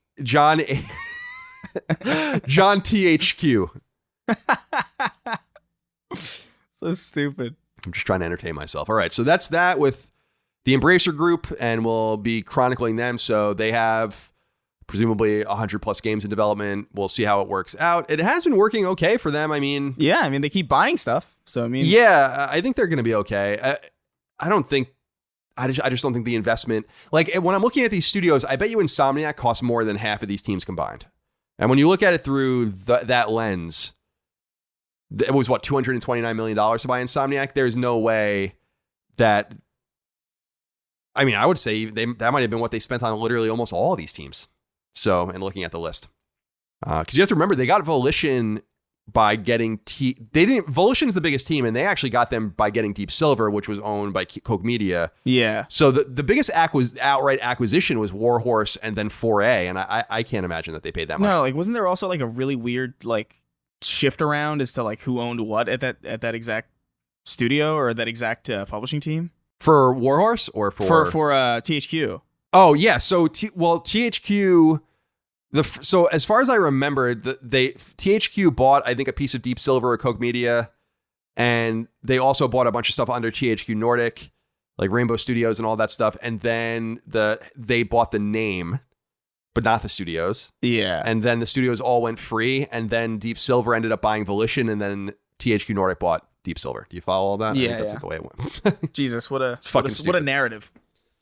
Shout out to 4A Games, though, because they did move to Malta from the Ukraine after the civil war there. And so I'm sure that they're thrilled about getting a little bit of financial security from the sale. So we'll keep an eye on all of this. And a few of these studios like Gunfire, Black Forest, I think that they're still waiting for their first big hit. And I think they might break out at some point. Yeah. I know that with Gunfire, I think it was especially Richard Hogue wrote in and said, yeah, it's right here. Gunfire Games is underrated. They are due for a publicly popular breakout. We will see. We'll keep a close eye out on that. Chris, number 2. It's been about 2 months since Naughty Dog released its controversial but generally liked PS4 exclusive The Last of Us Part 2. And if you're looking for a good reason to go back, the game's developer may have given you a couple of good reasons to do so. As of the time this podcast goes live, players can download a new update for the game that adds the grounded difficulty setting as well as the adjustable permadeath mode. Both editions have both editions have a single new trophy attached to them each. Grounded difficulty was in the original Last of Us and ratchets up the challenge substantially. All enemies are stronger than in any other mode, and ammunition and crafting materials are scarcer than ever. Most pivotally, however, you can't use listen mode on grounded difficulty, removing what is perhaps the player's most useful tool, particularly when it comes to stealth combat. Permadeath mode, on the other hand, is what it sounds like, though Naughty Dog has instituted some customization, so you can set a permadeath by chapter or day and other parameters. So-called gameplay modifiers have also been added. This lets you add perks like infinite ammo and crafting, alter the game's sounds and visuals, mess with the physics, and more. Ooh. Tom Barber wrote into us and said, "Greetings, Colin and Chris. It has been revealed that The Last of Us Part 2 is getting 2 new difficulty modes. This, as well as Ghost of Tsushima's announcement last week, has led me to realize that this is a very common occurrence today.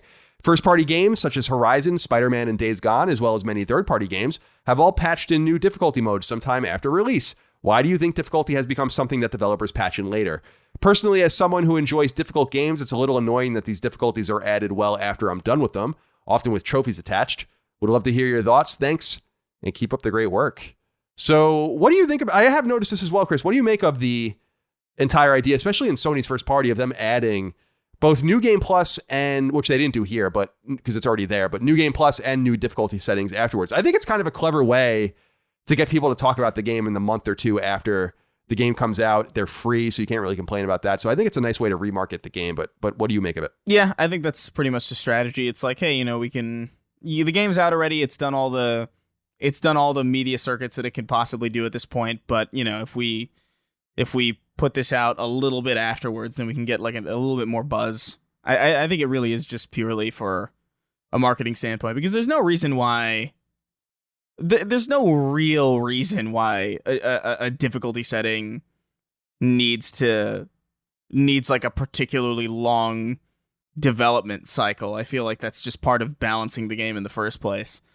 So, I feel like it's a little weird. I'm not the biggest fan of it, but I understand why it's done. Like, it makes perfect sense from a marketing perspective.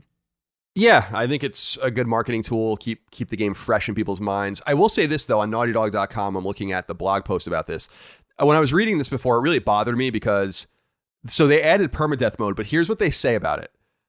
With this custom mode enabled, there are no second chances. You must complete the entire game without dying or start over from the beginning. However, if taking on the whole game is too daunting, you can choose to enable permadeath mode with checkpoints on a per chapter or per act basis. In other words, if you die at the end of day one, you'll have to play the entire day over again. That's not permadeath. Well, I don't understand. So you can do it on a per act basis? That's ridiculous. There's like 30 something acts. That's not permadeath. Yeah. It's just another way to play, I guess, and it makes it a little bit more approachable, I guess, if you're trying to like practice something like it. Like if you want to do The Last of Us and kind of practice how to get through it in permadeath, that's a far more enticing way to go through it. But yeah, if you get the achievement, like if you get the trophy for beating like permadeath mode with checkpoints, I feel like that's a little stupid. It's weird, right? Like I was reading that and I'm like, yeah, it's not permadeath. This isn't permadeath. Now, I'm not really into permadeath runs. We've talked about the Wolfenstein 2 permadeath run, which is nuts. But I just was like, all right, so it's permadeath. But this is when Naughty Dog gets a little too much into the weeds with accessibility. It's like, I don't think permadeath is supposed to be accessible. I think that's the idea, is that it's ridiculous. Yeah, that's a fair point. Yeah. If our permadeath mode is too difficult, then alter it so it's not permadeath anymore. It's like, what? It doesn't really make any sense, but okay. So I'm not going to play that anytime soon, but I'll go back to the game in the years to come, and then I'll download the new difficulty setting. And it doesn't really bother me because Horizon got that, as he said, as Tom said in his letter, and I'm going to go back and play Horizon in the coming weeks for Knockback, and I will be playing the new Game Plus mode that wasn't there initially. So it's a nice way for me to go back. It worked for me, Tom. Yeah. All right, number 3. An anonymous account on Twitter called Galaxy Rain 666 tweeted out what are almost certainly legitimate pictures of Sony's DualSense controller in the wild. This account tweeted it randomly in 2012 and 2013 and then a couple of times this year before unleashing 4 pictures from this account of the controller. The first shows it on a desk with some wires and batteries. The second picture shows the controller in this person's hand flipped over so we can see its back. A DualShock 4 is in the background of that picture. A third picture closer up shows the front of the controller with the light bar on around the central pad. And finally, a fourth picture with a bunch of information scratched out shows the controller's battery specifications. It seems the DualSense will have more battery life than DualShock 4. Did you take a look at these pictures by chance that have been making the rounds of the DualSense? They're real. Yeah. I think I saw them on Twitter. I think they were floating around on Twitter. Yeah, that's what I said. It's a Twitter account. Yeah, Galaxy Rain 666. Any thoughts? My only thought from the controller is that it looks big. We knew that already, and I don't really mind that, but it looks sizable compared to the DualShock 4. Yeah, it reminds me of oh my god, it reminds me of the like the Dreamcast almost, or like the original Duke. Because it looks pretty hefty, but I like hefty controllers, so I don't really mind. I actually think it's a step up personally. Yeah, we'll see. I don't mind at least in theory, like on paper. Yeah, we'll see. I'm not worried about this. It is very rare for a controller to come out that is not satisfactory in some way. And that's a thing that's just dealt with in R&D so specifically that it would be hard for them to release something. Like the last time I remember there being a controller that was really authentically like fucking weird and I would argue bad is the N64 controller, which I think is garbage. No, the Wii U was, I think, worse. Oh, the Wii U. Yeah, okay, sure, the Wii U. Yeah, I actually think the N64 controller was like, it was really weird, but I don't think it was bad. Like, I thought there was like some kind of like, there was an interesting charm about like holding it like this weird kind of like holding the middle, and like it almost felt like you were holding something that wasn't made by people. That was like kind of cool about it. It's I remember still picking it up for the first time at like a kiosk and in 1996 and not understanding what I was supposed to do with Mario 64 or whatever, because you want to hold the controller on the edges, but you don't. For people that have never played an N64, and I know that you're out there because there are a lot of young people out there listening to the show, but you would hold the N64 controller in the middle and then hold it up and on the right. That's how you typically play. Yeah. So there was this whole side of the controller on the left that you typically didn't use, and it was just not. I don't know. There was nothing about it that boded well for me when I picked up my N64.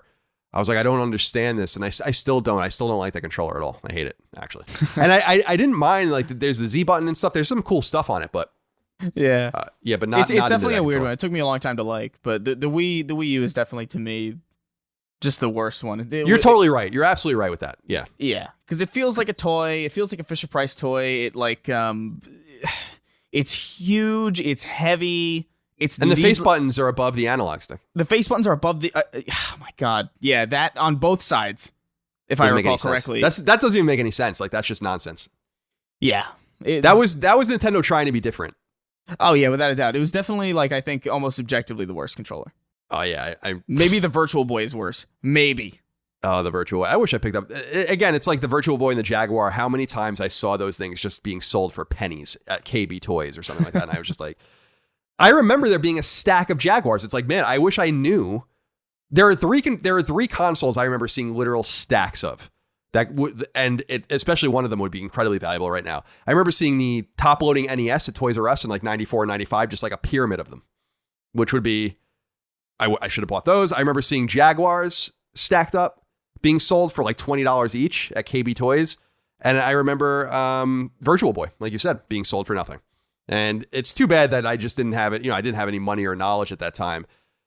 Just going and buying 20 Virtual Boys and keeping them in the box. But I didn't do it because I'm a fucking idiot. Number 4, storied British developer Rocksteady, the team behind the Batman Arkham trilogy, has finally acknowledged that it's making a Suicide Squad game via a social media post that lets prospective players and fans know that more information on the game will be coming on August 22nd, as earlier rumored, during a DC-centric online event called Fandom. The game has been in development for about 7 years, according to vague reporting about the title, and it's purportedly going to be called Suicide Squad Kill the Justice League.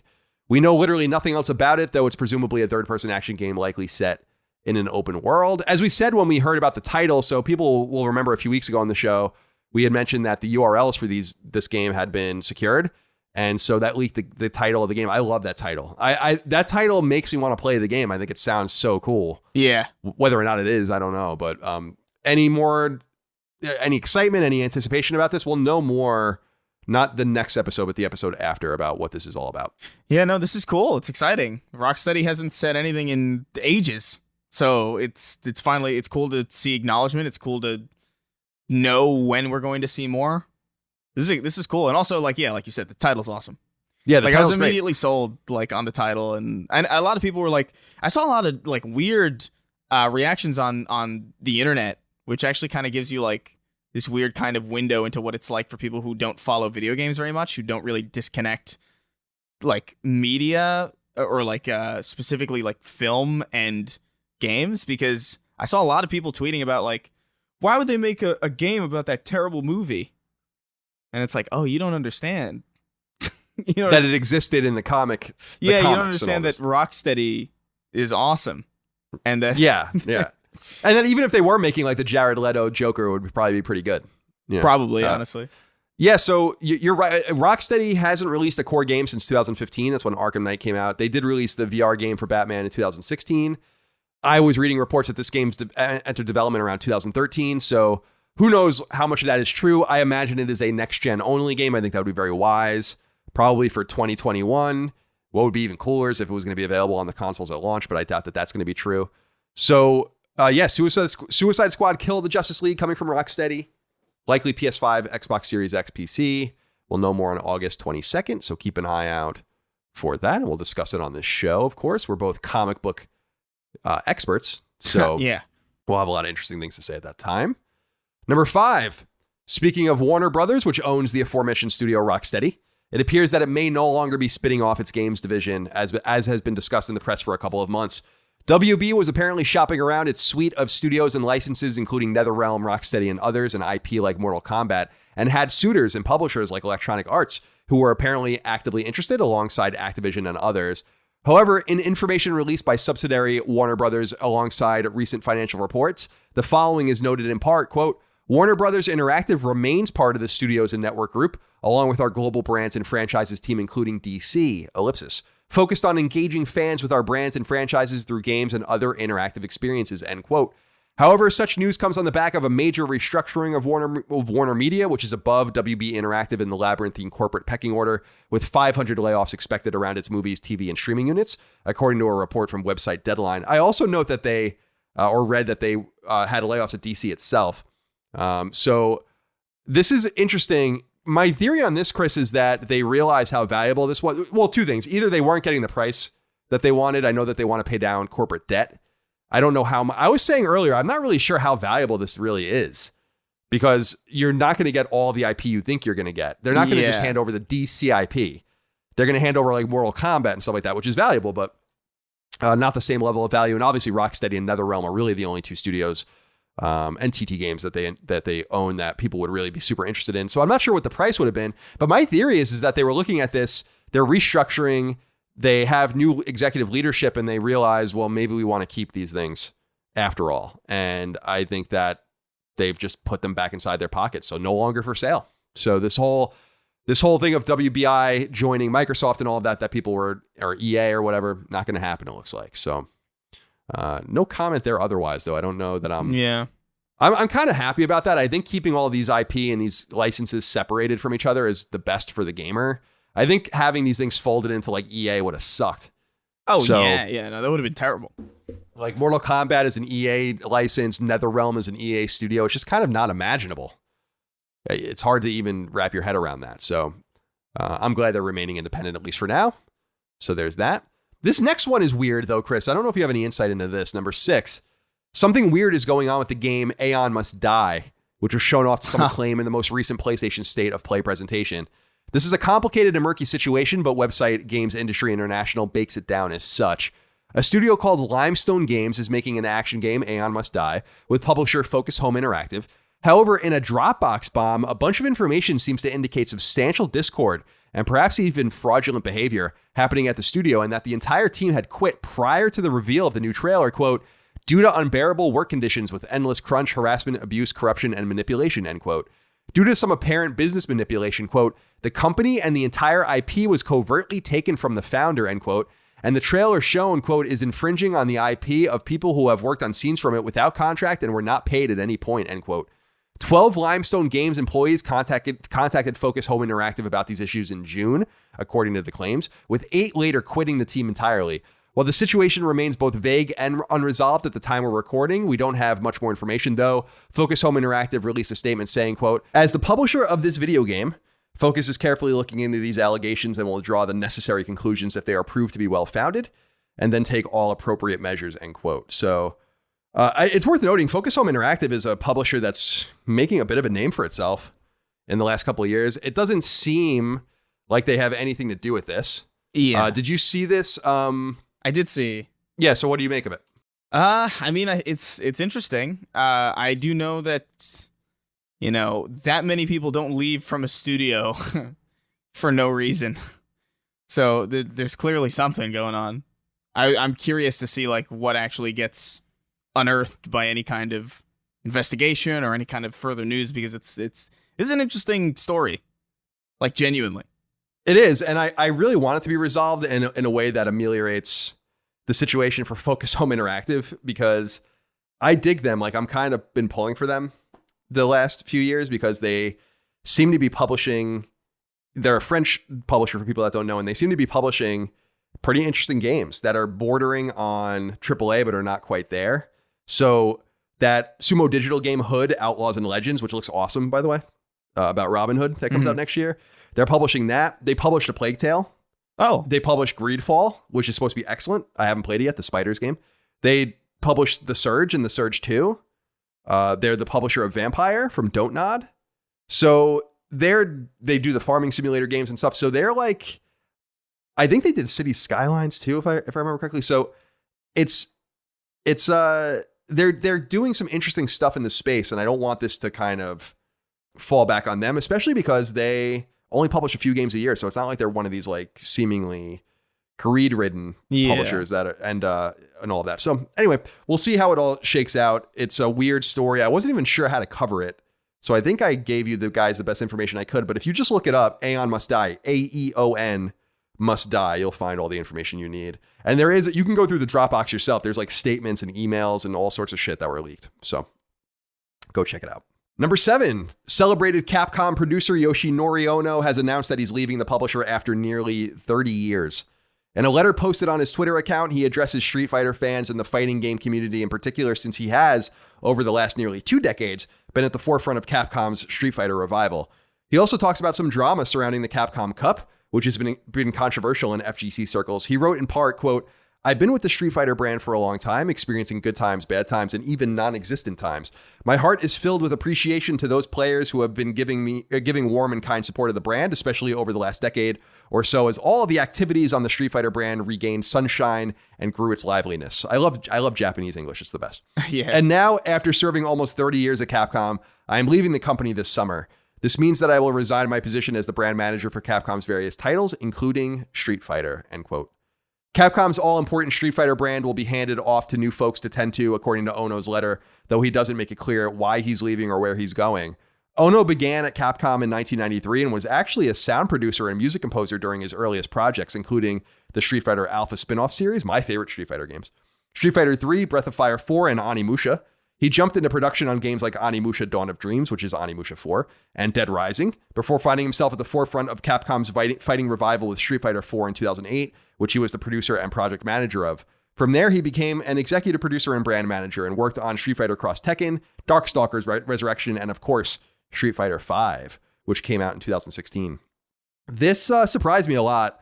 I don't know what's behind this. I assume he got another job somewhere, but he is an inextricable part of Street Fighter.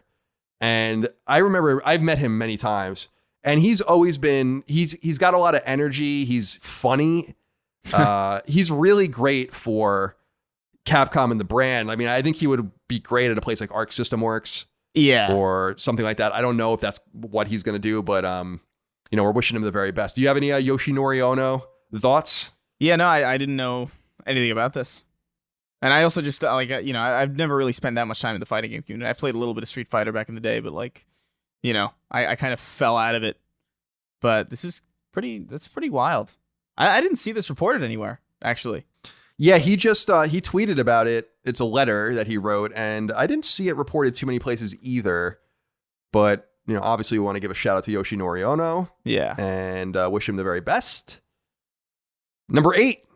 You're lucky this wasn't number 1, considering I write the show. A new G.I. Joe game has been revealed by toy manufacturer Hasbro due out this fall. The game is called G.I. Joe Operation Blackout, and it's coming to PS4 and elsewhere on October 13th. Operation Blackout is being developed by a little-known studio called Iguana Bee, which actually created the seldom-played PlayStation Vita exclusive game Monster Bag, which came out in 2015, and more recently the colorful platformer Head Snatchers. They've teamed up with publisher Game Mill Entertainment for this release. Though the trailer for Operation Blackout seems to emphasize multiplayer, the game actually has an 18-stage campaign that can be played solo or in co-op, and then there are PvP modes as well. Players can play as both Joe and Cobra, and there are 12 playable characters, including Duke, Cobra Commander, Baroness, and more. Ryan Myers wrote in and said, "Yo, Colin and Chris, I just watched the official trailer for G.I. Joe Operation Blackout. Like you, Colin, G.I. Joe holds a special place in my heart, and I would love to play a video game that truly captures the camp and nostalgia of the G.I. Joe brand. This new game looks like a hero shooter along the lines of Overwatch, which is really not my thing, and the art style, maybe meant to elicit G.I. Joe comic books, looks super similar to Borderlands." Well, it is. It's cel-shaded. "Honestly, I associate G.I. Joe more with the 80s cartoon and the 3 3/4-inch Real American Hero action figure line, and this trailer didn't get me too excited. What do you both think of this reveal? Are you excited for the game? Do you have an opinion on how a video game could best draw from the G.I. Joe's long legacy?" This is a weird one. I actually reached out. Well, so I was talking to a guy that's working on the game on Twitter because I was concerned that it was multiplayer only, but it isn't, thank God. So did you see the trailer for this by chance? I saw snippets of it, but I didn't. If I didn't know it was a G.I. Joe title, just based on the name of the video that I was watching, I wouldn't have guessed necessarily that it was a G.I. Joe title. Yeah, so it's cel-shaded and really stylistic, and I do think that it does play up the camp, which is good, and we'll talk about that in a moment. But I just got a little disappointed. It's no disrespect to what I'm reading here. I want to make sure I got their game right or their name right. No disrespect to Iguana Bee, the developer, or obviously Game Mill, the publisher, but I just wish Hasbro invested a little bit more money into this. and went with a studio and a team that could really make a great G.I. Joe game, because it's 6 of one, half dozen of the other. You're not going to get people to pay attention to your game and do good for the brand unless you release a great game and get people's attention. I don't know if the game's going to be any good or not. I think it looks fun, but I'm not like blown away excited about it, but I'm obviously going to buy it the first day it comes out, and it comes out in October. So we don't have too much longer to go. But Saul Nolasco wrote into us and said, "Good day, gentlemen. Colin, I've been following you for a couple of years now, and I've heard you use the word camp to describe a couple of games as of late. The thing is, I don't know what it means. Could you please help this fella out? Thanks for all you two do." So, Chris, I don't know what your definition of camp is, but camp generally means, in my mind, and I think just for everybody, camp is like melodrama and gaudiness and all of that. So think about like WWF wrestling in the 80s. That's the pinnacle of camp, you know, or obviously like some of the original camp was like Rocky Horror Picture Show is considered like an original piece of camp. And so G.I. Joe's campy because like the enemies are dumb and they don't really seem to have a plan, and it's all colorful, and no one gets killed, and the pilots jump out of their planes before they explode. And, you know, so that's what camp really is. How do you describe camp, Chris? Yeah, camp is always like really difficult to describe for me because it's just sort of something that you know when you see it for me. Like I think the original, the Sam Raimi Spider-Man movies are like pretty damn campy, but they're this weird like mix of modernity, like modern film style, and like that campiness where like, you know, these special effects aren't amazing, but they're like over the top and ridiculous, and you know the villains are like kind of comically evil, and there's like all these monologues, and you know I think of like even Adam West's Batman. Oh yeah, that's hella campy, dude. That's like pinnacle camp to me. That is ultimate like silly, ridiculous, like nonsensical, just for the sake of kind of communicating something that's not very complicated in a way that's as fun as possible to communicate. It really is kind of beyond description to me. Like I could give you examples of camp. Like you can put a campy movie in front of me. I can tell you exactly why everything is campy, but I don't know if it really has like a reliable definition, at least colloquially. Yeah, I mean, just think exaggerated. That's basically it. Like everything is amped up, everything is over the top, and that's what camp is. I would say camp, as far as like in a television show or in a movie or even in a game, is almost as if what you're watching and what you're playing is a stage musical in a weird way, where like kind of the acting is like exaggerated, and you know the reactions are exaggerated, and the voices that people use and the tones that people use are like exaggerated because on stage they have to be to reach the entire audience. I feel like there's like a level of campiness in that, like inherently, but it really is difficult to explain. Just go watch some camp and you'll know exactly. Yeah. Go watch G.I. Joe for an hour. Go watch Spider-Man 2 and watch Peter Parker eat a hot dog, and then it while raindrops keep falling on my head plays, and then it freeze frames on his face. Yeah, that Spider-Man trilogy is exactly it. Like, so think about, you're exactly right, because the opposite of camp in my mind is like Nolan's Batman movies, yeah, exactly, where it might come off as funny, but it's not supposed to. Like, yes, brother, isn't supposed to actually be funny, even though it probably is. All right. Number 9, a handful of publishers have revealed fresh sales data for some of their respective biggest games via recently released financial reports. For starters, Push Square reports that Final Fantasy VII Remake, released by Square Enix on PS4 on April 10th, has surpassed 5 million copies sold. Indeed, the game is Square Enix's, quote, highest selling digital release on the PlayStation platform in Square Enix's history, end quote. So that's not really anything crazy, but we know that it sold, I guess, more than Final Fantasy 15. And actually, Final Fantasy 14 would be on there, so I guess a few others. But nice sales for Final Fantasy 7. Meanwhile, publisher Capcom has revealed that as of June 30th, Resident Evil 3 Remake has sold 2.7 million copies, which, as noted by website Video Games Chronicle, represents a substantial drop in sales from Resident Evil 2 Remake's first 2 months on the market back in 2019. Resident Evil 3 Remake came to PS4 and elsewhere on April 3rd, just a week before Final Fantasy VII Remake. In their respective first 2 months on the market, the aforementioned Resident Evil 2 Remake sold 4.2 million copies, while 2017's Resident Evil 7 sold 3.5 million copies. Meanwhile, 2009's Resident Evil 5 sold 5 million units in its first 2 months, while 2012's Resident Evil 6 sold 4.8 million units. And finally, website Silicon Era notes that publisher Bandai Namco in its recent financial data reports that Dragon Ball, Mobile Suit Gundam, and Naruto continue to be its biggest sellers in games. So not a huge surprise there. I always get disappointed when I read those Resident Evil sales figures, and you can understand why they were making the Resident Evil games they were making for a while, because they were legitimately selling better. Yeah. But it's unbelievable to me. I didn't even play 6 because it looked so bad. But I played Resident Evil 5 extensively, and it's just such a weird game. It's a shooter, really, first and foremost. It's like a Gears game almost. Yeah, it's like a third-person shooter with lots of ammo and lots of enemies, and it sold more than Resident Evil 7, which is an abomination, really, when you think about it, because Resident Evil 7 is awesome. I feel like a lot of that could come down to just like the pedigree of Resident Evil 4 and the expectations that people had going into it. You know? Sure. I will say, too, that Resident Evil 3 Remake dropping off, that's not a huge surprise, because the game didn't have a great reputation compared to Resident Evil 2 Remake because it's so short and they were kind of remixing it a lot. So I think that kind of turned people off to it. Yeah. Also, Resident Evil 2, the base Resident Evil 2 game is just a more beloved game than Resident Evil 3. So, so there's that. And finally, a pretty extensive wrap up here, number 10. Website Gamatsu has relayed a ton of new backend information from PlayStation Store that has leaked quite a few unannounced upcoming downloadable PS4 games, including Shoot 'em Up, Katsui Deathini, Kizuna Jiguko Taki. I think I said that right. MMORPG Blessed Unleashed, which was an Xbox One game. Arcade shmup Ginja Force, visual novel Inuwashi Yurabure Tante Tuoji Sama Kaiji no Ikebukuro. What the fuck? Jiken File. I think I did that pretty well, actually. Yeah. Let's see.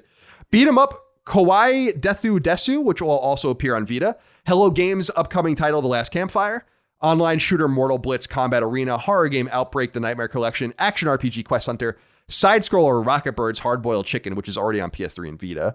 Weird management game Spiritfarer and survival game The Wild 8. Gamatsu also reports that World War II game War Mongrels has been revealed for both PS4 and PS5. That puzzle platformer Projection First Light is coming to PS4 on September 29th. That cooking game Cook Serve Delicious 3 has a launch month of October on PS4. The PSVR game The Walking Dead Onslaught will be coming out on September 29th. That RTS Dog Duty comes to PS4 on September 17th. That arcade game Dark Complete Edition is coming to both PS4 and PS5 in December. That Little Witch Academia VR Broom Racing, which I know Chris is excited about. Oh, without a doubt. Comes to PSVR in 2021. That indie RPG Noelle the Mortal Fate is coming to PS4 later this year. And that adventure game Death Come True is coming to PS4 on October 15th. Website Push Square reports that Bioshock-inspired game Atomic Hearts is now coming to PS5 in addition to PS4. And that Bus Simulator 21 is coming to PS4 in 2021. The official PlayStation blog reports that strategy game Immortal Realms Vampire Wars is coming to PS4 on August 28th. You'll note that THQ Nordic just bought the studio that made that. While Final Fantasy XIV's long-awaited and long-delayed update patch 5.3 is finally available for PS4, this update brings with it, amongst other things, an increase in the level cap, 3 new jobs, a new race, and more. Publisher Codemasters has revealed that upcoming racing game Dirt 5 has been delayed by a week and will now come to PS4 on October 16th. Developer Hardsuit Labs has revealed that its upcoming RPG Vampire the Masquerade Bloodlines 2 has been bumped out of 2020 and will now come to PS4 in 2021. Developer id Software has revealed that Doom Eternal is getting single-player DLC called The Ancient Gods. Yes. That will be more fully revealed in the coming weeks, so we'll talk about that in detail when the time comes. Toy manufacturer Funko has revealed a new set of PlayStation toys, including figures for Ratchet & Clank, Joel, Sweet Tooth, and Sam Porter Bridges. And finally, Remedy Entertainment has revealed Control Ultimate Edition, which comes with both major expansions and various updates in addition to the core game. It'll come to PS4 on September 10th and PS5 around the console's launch. A little bit of controversy around that, Chris. Yeah. What do you think about what's going on with a Control Ultimate Edition and the lack of a free next-gen upgrade for people that don't buy the special edition of the game? Yeah, I think that sucks. I think this is kind of the reason why the kind of smart delivery moniker is kind of, I would say, kind of necessary, because not every publisher is going to act with the assumed method in mind. Like, I feel like a lot of people just kind of assume that their games are going to transfer, but I feel like, I guess sometimes that's really not going to be the case. I think it sucks that Remedy is getting the flack for this, because I feel like this is a 505 decision. You know? Like, yeah, probably. Because I feel like Remedy is like in a pretty good spot. Like, they're working with Microsoft on Crossfire. They're working on probably another game, I think, at some point. Yeah, they're doing something with Alan Wake, right? With something in the Alan Wake and the shared universe. Yeah. They're bringing Alan Wake back into Control. Like they're merging those universes pretty solidly. And I don't know, that's a really shitty thing for 505 to do, although I guess I understand it. I could understand it a little bit more if the game ran really well. You know? Yeah, that's what people's complaint is that the game runs like shit. Yeah, it's so clearly a game that probably was supposed to come out on PS5, or like a game that would have honestly, it probably would have done well to come out like during the launch of the new consoles, because I feel like it definitely would have shined, because it definitely feels like the gimped version of a game that you could get better elsewhere. You know what I mean? Sure. I wonder, because this is so controversial and getting so much pushback. I wonder if they actually nix this entirely. But so we'll keep an eye on it. But yeah, the game was made for cheap and it didn't sell well. So you can see that 505 is eager to make the money back if they haven't already. I think the investment was, what did they say, 40 million euro or something? That's really not a lot of money. So to make a game. So we'll keep an eye on that. Control Ultimate Edition, September 10th, PS5 at launch. New game releases, Chris. Let's get into this. But before we do, Kyle Urich wrote into us and said, hey guys, Sony has been doing a ton of digital game sales lately. It got me thinking about Lilymo Games. So that's the developer I own a piece of. How do you get your games on sale with PSN? Do they reach out, or can you request to participate in sales with a set price drop? You request to be included in the sales. So wanted to just answer that question. It's not always easy to get into them. You're not guaranteed to get into them. They usually have a plan. It took us a while to get Hyperoxia put on sale, but it finally did, and it sold a lot actually when it was on sale. So so we can verify that sales are good for moving your games. So yeah, I just wanted to throw that out there for Kyle since he asked. The only game of real note that I think we know what it is Fast and Furious Crossroads. That's coming to PS4, and it's supposed to be bad and not run very well. So I would keep an eye on that and maybe wait if you're looking to buy that. Otherwise, Chris, tradition dictates that we take these games in order you begin. Okay. And start off with Arcade Archives Circus Charlie. Okay, Arcade Archives Circus Charlie comes to PS4. I don't know if this is the same. Could you assume that this is probably the same Circus Charlie from like NES? Like, yeah, I would assume that this is it. Is the Arcade Archives games are re-releases of old games. So this, if I remember correctly, this is just like a standard NES kind of circus game where you do gymnastics and you do it in NES style, and you can't hurt yourself because it's a game. So it's the ideal way to do gymnastics. Fair enough. Banner of the Maid comes to PS4. So this is a game that takes place in the Victorian era of England, and you are the downstairs staff in a stately house of a sir, a lord, and a lady, and you have to clean very carefully and dust, like we were talking about earlier. You're going to vacuum with some primitive vacuums. You're going to sweep. You're going to do the dishes. You're going to tend to the garden. You're going to do all these kinds of things that you have to do. And at the end, all of the maids that. And it's not only maids, by the way, it's footmen and others, males as well. They all place their banners on this banister. And that's what the Banner of the Maid is all about. Trying to get that banner up first so you can signal to the house that your work is done. Mm-hmm. And go into town and have yourself a pint at the pub when you're done. All right.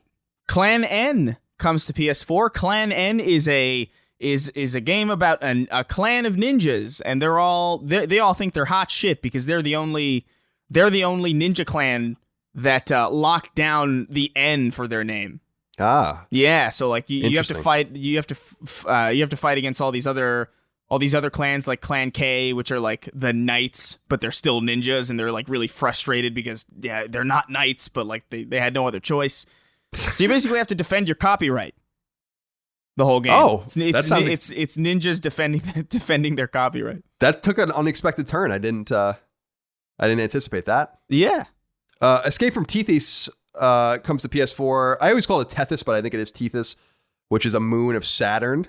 And so this game is about going to Saturn, and you have to escape from the moon of Tethys. That's it. That's a very literal name. That's what it means. No, that's good. Is it wrong to try to pick up girls in a dungeon? Familiar myth, infinite combat? Yeah. Comes to PS4. I don't even know how to improvise this. But this is a game, presumably a dungeon crawling game where you collect women. I guess. I feel like I've heard this name before. Yeah, we've talked about it when it was announced. It's not as bad as How Is My Little Sister This Cute or whatever on PSP, but it's pretty close. I'm looking at the Push Square mini review, and it got 5 out of 10. It says pros, easy to get into, can be fun in short bursts, some enjoyable characters. Cons, basic and bland in almost every way. Difficulty spikes, expensive for what it is. And it looks very anime. There's a picture of a girl and a guy sitting on a couch eating, I don't know, a cookie? I don't know what's going on in this game. All right. Metamorphosis comes to PS4. Metamorphosis is the game you long waited for in your time playing games. It's about a butterfly, a monarch butterfly, as it comes from goes into the pupa stage and then it becomes a butterfly. I think it's a caterpillar at some point in there. I think in reverse order. So again, the game's title is very, very literal, Metamorphosis, and it's a little bit of a scientific romp, which we don't get too many of on PlayStation 4. Yeah. Metamorphosis. Prehistoric Dude comes to PlayStation 4. This is a game about a really cool surfer dude who's surfing around one day, and then he gets knocked by a wave so hard and so fast that he gets sent spiraling through time and lands in the Jurassic era, and he has to surf his way across like pools of lava and pools of rogue ocean and magma to get home. He doesn't though, because it's prehistoric and there's no technology. So the whole game is just a really deceiving carrot on a stick. I see. Yeah, that's a little disappointing. It's a somber ending. It rivals The Last of Us Part 2, I think. Wow, the way it ends. That's crazy. Yeah. Does it end when the comet hits the Earth and kills everyone? No, actually, you land immediately as the comet is. He spawns into the Jurassic. He spawns into the prehistory right when the asteroid is colliding with the planet. Wow. So that's why there's like oceans of magma and lava and chaos going around that you can surf across. The Die is Cast comes to PS4. So this is a gambling game. Specifically, it's a craps game. It takes place in a fictional Vegas casino. And once you throw those dice, the die is cast. And the dealer will remind you over and over again as he uses the little stick to gather the dice on the table. You know, that nice stick that they use. Yeah. You ever play craps before? No. I don't actually understand the rules of craps, but it is a complex game. And the Die is Cast hopes to teach you the rules of it so you can go to Vegas and do a little gambling of your own. The Die is Cast. How fun. The Office Quest comes to PS4. This is a game.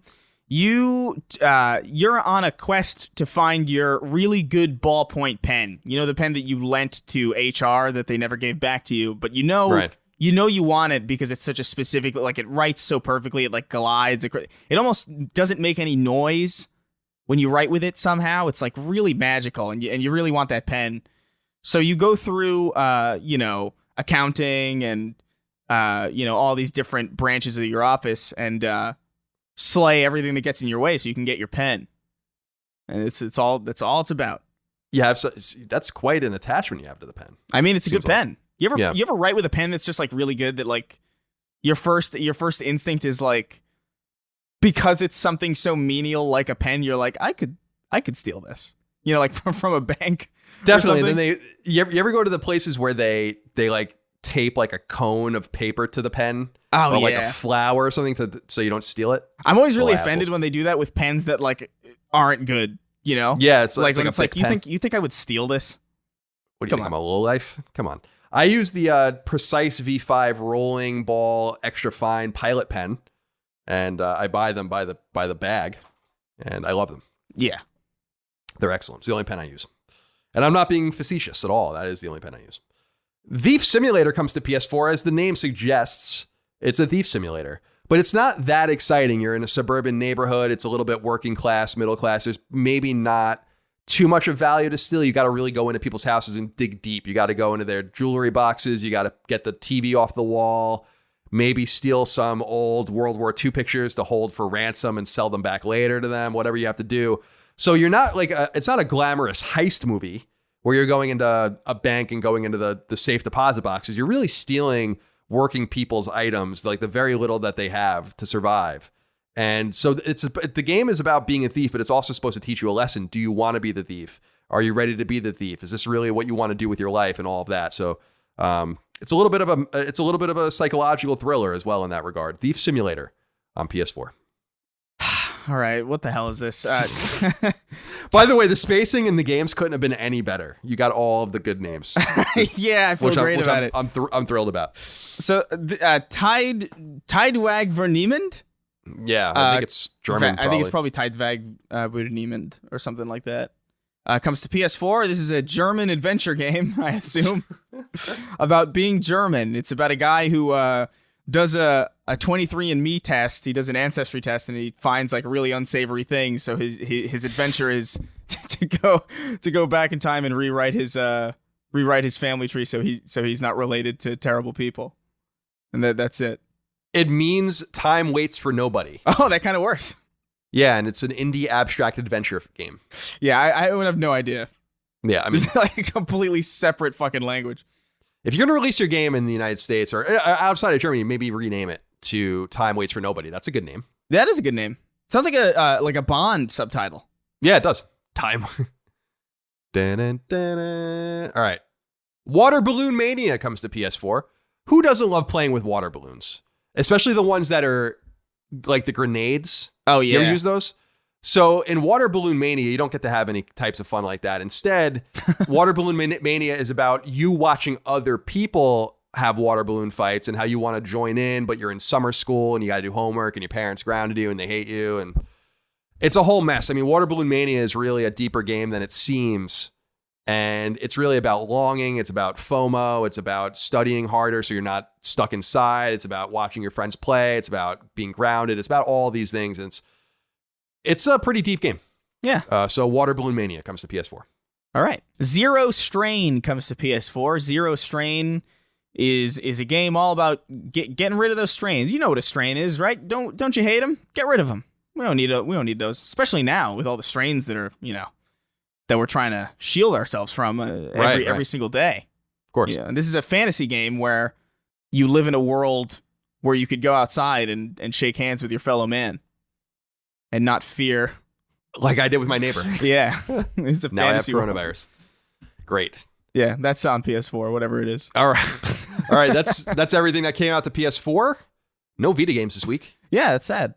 And no PSVR as far as I can tell either. All right, let's get into the listener mail. As always, we end with 6 questions, comments, concerns, thoughts, and ideas from the audience.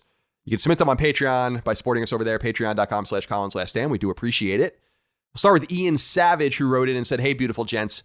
After watching the Godfall gameplay exposition from last week's State of Play, I can't understate how underwhelmed I was as I watched. Aside from the cringy moniker of a looter slasher, how in the hell is this game necessary to be on the PS5? There doesn't appear to be anything special about it, and the only next-gen component seems to be its graphical fidelity. Why is Sony endorsing a game like this, where the market is already flooded with this style of game? Am I just missing the mark and not seeing the appeal? I would love to hear your opinions. Keep making my Fridays bearable." So Ian Chris wants to know all about Godfall. What do you think about this game so far? This is a game that is going to be a pretty powerful launch game. Whether or not it's any good, I don't know. Do you have any thoughts about it? It's coming from Counterplay and it's being published by Gearbox, of course. Yeah. And it's only going to be on PS5 in addition to PC. Yeah, I don't know. I'm not feeling it at all. Like it looks like it thinks it doesn't look generic, but it does. You know what I mean? Like they have these trailers that are really like hyped up, and it's like, look at this fantasy world, but like he's going up the same staircase in like every single bit of footage, and it's like, okay. And it's there's something really just kind of that looks fine to me. I don't see anybody talking about it on social media. I don't see anybody like putting it at the top of their lists as far as like things that they're excited to play. I don't see, this isn't like a metric of success, but nobody's even like making memes about. Like, there's nothing. There seems to be like no cultural significance to this game at all. And I don't imagine it's going to do well for any other reason than it's just available at launch. I don't see anything here. No, I think you put it beautifully, which is that the game has no resonance. And when you're not even being made fun of, like you said, in a really active way or being memed or anything, it's not a great sign. I do think the game looks incredibly generic. It makes me wonder why Gearbox even wanted to get involved in publishing this game. I guess they are going to make money. Counterplay is doing it. They actually worked on Destiny 2 as far as I remember. But in going to their website, there's really nothing for anything except for Godfall. So I couldn't even really tell what they might have been pulling from, but it looks really generic. I just think I agree. I think there are a lot of games like this. It doesn't look exciting. I have no interest in playing it. I know that there are going to be people that are interested in it. And like you said, I think that it can't be understated that as a launch game, it's going to do pretty well, I think. But Sony is obviously involved in this in some way. It's not coming to Xbox, at least not anytime soon. So maybe we'll be wrong and people will really enjoy it. But I get Anthem vibes hardcore from this game. Yeah. So we'll see. Although people meme on Anthem, so this might even be this might even be worse off than that. Yeah, it's forgettable is really the thing. Like I forgot about Godfall until it was mentioned in this question. Genuinely, like it's not even on my radar. Jude Brandon wrote in and said, "What's up, ultimate high school level podcasters?" Thank you, Jude. I've been playing SmackDown vs. Raw 07 lately. Don't ask why. And there are a lot of bands that I got into because of its licensed soundtrack, like Nonpoint, 3 Days Grace. I love both of those bands back in the day. I haven't heard that name in so long. 3 Days Grace. Yeah, I loved 3 Days Grace. I saw them open for Breaking Benjamin in that's the most 2000 sentence I've ever heard. Yeah, definitely. I think it was like 2004 or something. Do you guys miss the age of more games having licensed songs? And what are some bands you got into because of video games? The band that always comes to mind for me in this regard is Hot Action Cop, who did songs on Need for Speed, Hot Pursuit 2 in 2002. I loved them because of that they're like a rap rock band. I loved them from that soundtrack. That entire soundtrack was actually awesome because Ultra Spank was on it. The Buzzhorn, there are a few good bands on that actually, but yeah. And obviously you have games like Crazy Taxi back in the day. And Tony Hawk's coming out soon again, so we have that. But does anything come to mind? Any songs, any bands that you got into specifically because of you hearing them in a game? Yeah, those exact games. Tony Hawk's Pro Skater 2 and Crazy Taxi 3 specifically. I think it was Crazy Taxi 3 High Roller. Was what it was called. I remember that because it had the same exact audio cue every time you started it up. But I got really into like not Breaking Benjamin. Oh my God, Bad Religion and The Offspring and like a lot of Rage Against the Machine from Tony Hawk. Obviously, there's a lot of stuff from games like that. Breaking Benjamin I found through Halo actually.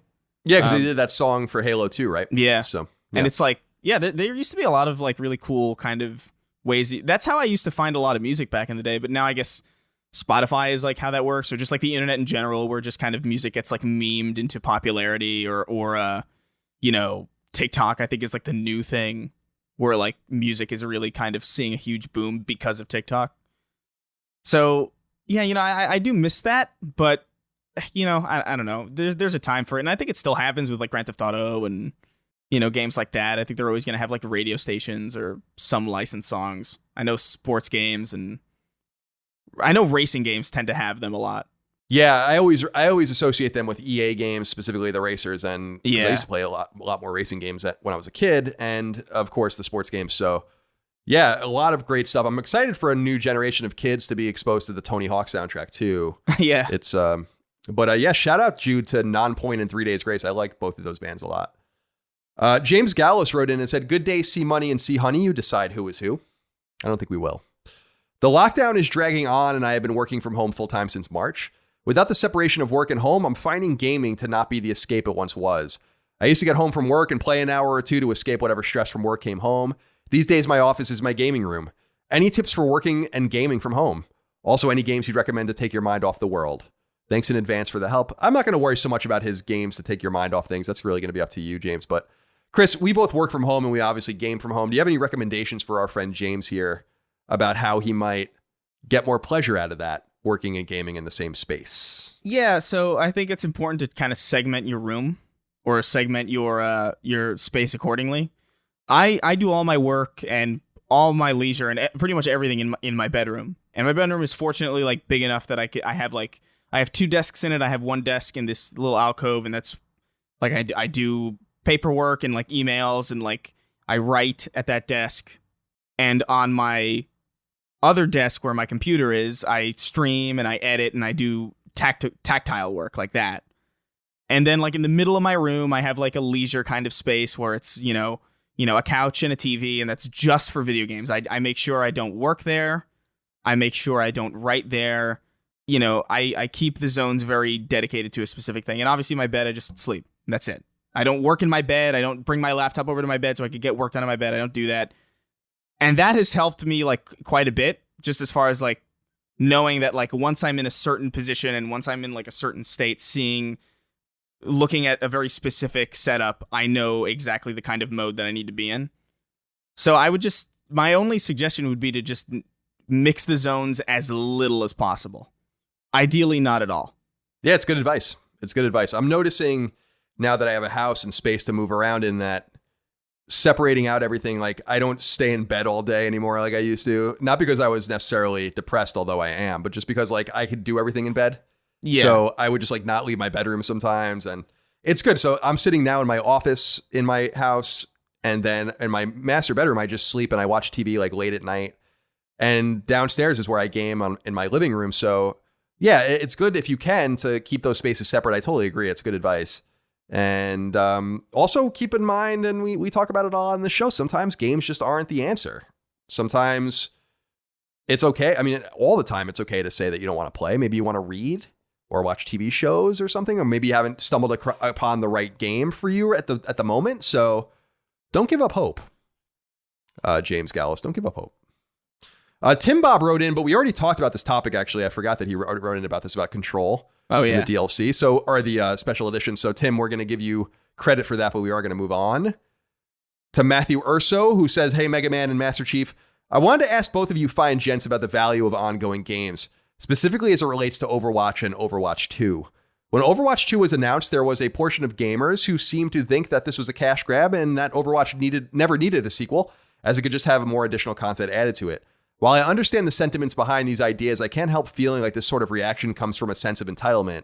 I've been playing Overwatch since it came out in 2016, and 4 years later, I'm still enjoying it. Even though I'd love it if Blizzard just kept adding to the base game, I understand that my one-time purchase has given me hundreds of hours of playtime, and that it would be unfair of me to expect more substantial content after this one-time purchase. This example has me worried about where the industry is headed in some respects. If a Destiny 3 is ever announced, are fans going to harbor the same resentment towards Bungie, even though Destiny 2 gave them years of content? So am I completely off base here, or do a large swath of gamers need to realize that it's unfair for them to expect that a single purchase would guarantee a lifetime of new content? Thanks, and keep on keeping on." So, Chris, I think this is a great question for you. Yeah. Since you're more in this space, what do you think about this idea of Overwatch 2 being unnecessary, a so-called Destiny 3, etc., maybe even Destiny 2 being an unnecessary game? What do you think? Well, yeah, no, I agree. I think Destiny 2. The only reason a sequel exists to Destiny in the first place is, I think, because Activision wanted a full-on new refresh. I think they wanted a sequel. I think they wanted a, from the ground up redesign of what Destiny was, even though like people actually really started coming around to Destiny towards the end of its life cycle. And kind of a similar thing happened with Destiny 2, where they kind of went to the drawing board in the beginning and they made it very, very simple, only to just go back to being really, really complicated. And that's the kind of stuff that the people who play Destiny really enjoy. I would say I don't think that attitude comes from a sense of entitlement, because I genuinely do think an Overwatch 2 is unnecessary, specifically because, and I don't know if maybe this has changed since I heard it, but I think the understanding of what Overwatch 2 was going to be was that they were going to add a campaign, but then the multiplayer would still be playable in the original Overwatch. So you are essentially not getting a new game. You're getting story DLC that is being called a sequel to the first game, even though the first game didn't have a story. I don't think anybody's suggesting that like you should be able to, that Overwatch should just give you a story campaign for free. I think people would be more than happy to, pay for story DLC for Overwatch. That's a game that's pretty culturally significant that a lot of people enjoy and play. But I think the fact that they're calling it Overwatch 2 is the confusing thing, because there wasn't even really an Overwatch 1. as far as story goes. You know what I mean? So yeah, it's Overwatch. I feel like it seems to me that Blizzard was kind of realizing what Overwatch was as they went. Yeah, no, definitely. I just feel like it would be wise to not have a 2 at the end of something unless you absolutely need it. And if they're not going to make a complete refresh or overhaul of the multiplayer to make it its own separate thing, its own distinct thing that separates it from the original Overwatch, I don't see a reason why you would want to confuse the brand recognition of that game. And I don't see why you would want to split the SKUs in such a weird way if they're essentially the same game, but just one has single player content in it. Like, I don't understand it from a marketing perspective. I don't understand it from a design philosophy perspective. And I just fundamentally don't understand the move. And I don't think the feeling that, oh, they should just add the story campaign to the first game, I don't think that's an attitude that comes from entitlement. I think that comes from just basic common sense as to what they're actually doing with this sequel. Yeah, I'm with you there. I think sequels and third games and fourth games and all that are great, depending on if it makes sense within the product you're releasing. But all these persistent games really should just be updated. So I don't necessarily disagree with this idea that you should expect more out of the products you buy. There is a little bit of a sense of entitlement if you expected it to be free. Yeah. But as Chris was saying, like, the content's not free. I mean, he used Destiny 2 as an example, but Destiny 2 hasn't given you years of content. You paid for Destiny 2 and then you paid for the expansions. So yeah, Destiny 2 has consistent, like, every year there's like a new huge package of content that you pay for. Right, that you pay for, exactly. So I think that it's not entitled to expect that everything would kind of be seamless. And the Overwatch 2 thing, I thought was weird when they announced it too. I don't really understand that either. I guess maybe they want to migrate everything perhaps over to next-gen consoles eventually, but that can just be done slowly and methodically with patching. And eventually you just have to force people off whatever they're playing and get them on the new ones, just like phones do with firmware and stuff eventually. Yeah. So there are ways around it. I mean, there's no other way to say it than an Activision and Blizzard want to make more money, and they will, but I'll be interested. Overwatch is so vibrant that I'll be interested to see if this actually backfires on them at all. I doubt it will, but of course, everything with Overwatch always reduces to me to that Tracer song. You know what I'm talking about? Yeah. That annoying TikTok thing. Yeah, no, yes, I do. I do know what you're saying. Maybe want to kill a man. Finally, Josh Games wrote in and said, "Hey guys, with Disney recently announcing that they're offering both Mulan and Black Widow as premium rentals through Disney Plus later this year, do you think there's a possibility that this model finds its way into gaming in the form of digital rentals of new releases, similar to how games like Rainbow Six and Call of Duty offer free weekends occasionally? Thanks in advance, and remember that chickens like some foreplay every now and then. That's too bad, Josh. I don't have time for chicken foreplay." But this Disney Plus thing with Mulan, I thought was weird because if I remember correctly, you have to have Disney Plus and then you pay $30 for it, right? Yeah. Which is, I don't think the price is too high. I think the having Disney Plus thing is weird. Like, why would you make someone have a subscription and then make them pay the same price? Why wouldn't you give it to them as part of the subscription to entice them, or just sell it a la carte? Yeah. Without the subscription. So I don't want to see this being baked into the gaming because I feel like it's just confusing. Why not just do one or the other? I will say this kind of sales structure is already baked into gaming because this is exactly what Stadia does. Stadia will offer you have Stadia Pro, which you pay for. You pay to access the games.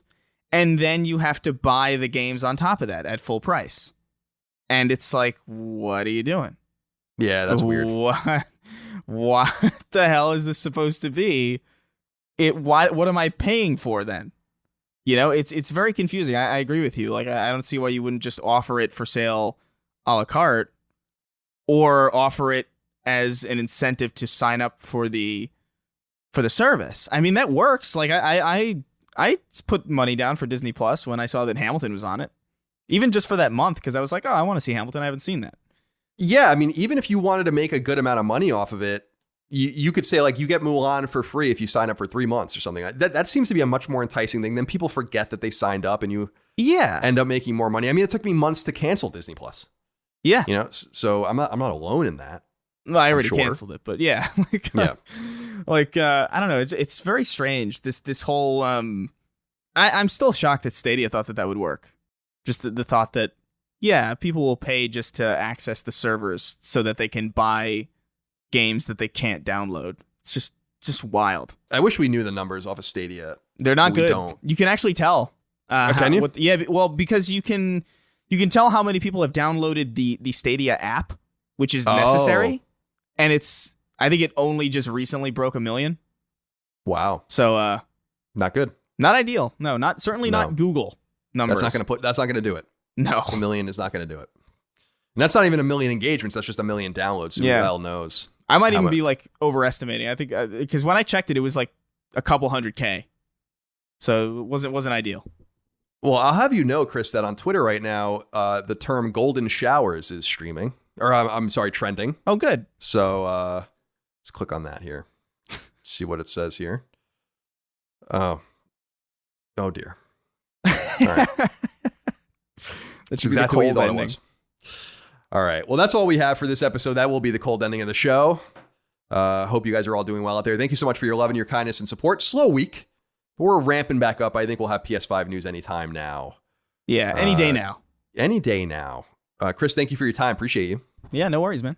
Thank you all out there for your loving kindness and your support of our show. We hope you enjoyed it. We'll see you next time for more Sacred Symbols. Until then, goodbye. Take care, guys. Sacred Symbols, a PlayStation podcast, is a product of and a registered trademark of Colin's Last Stand, LLC, and is recorded from Richmond, Virginia, and Burbank, California, USA. This show is conceived by, is written by, and is produced by me, Colin Moriarty. My co-host is Chris Raygun. You can find me on Twitter at NoTaxation and on Instagram at CLS Moriarty. Chris is on Twitter at Chris R. Gunn and on Instagram at Chris_Ray_Gun. Sacred Symbols is edited by Dustin Furman. To message the show online, please use Patreon's DM service. As you know, all of Colin's Last Stand shows, including Sacred Symbols, are fan-funded on Patreon at patreon.com/ColinsLastStand. The following names are at the producer level or higher on Patreon, and we are eternally grateful for your kindness, generosity, and fandom.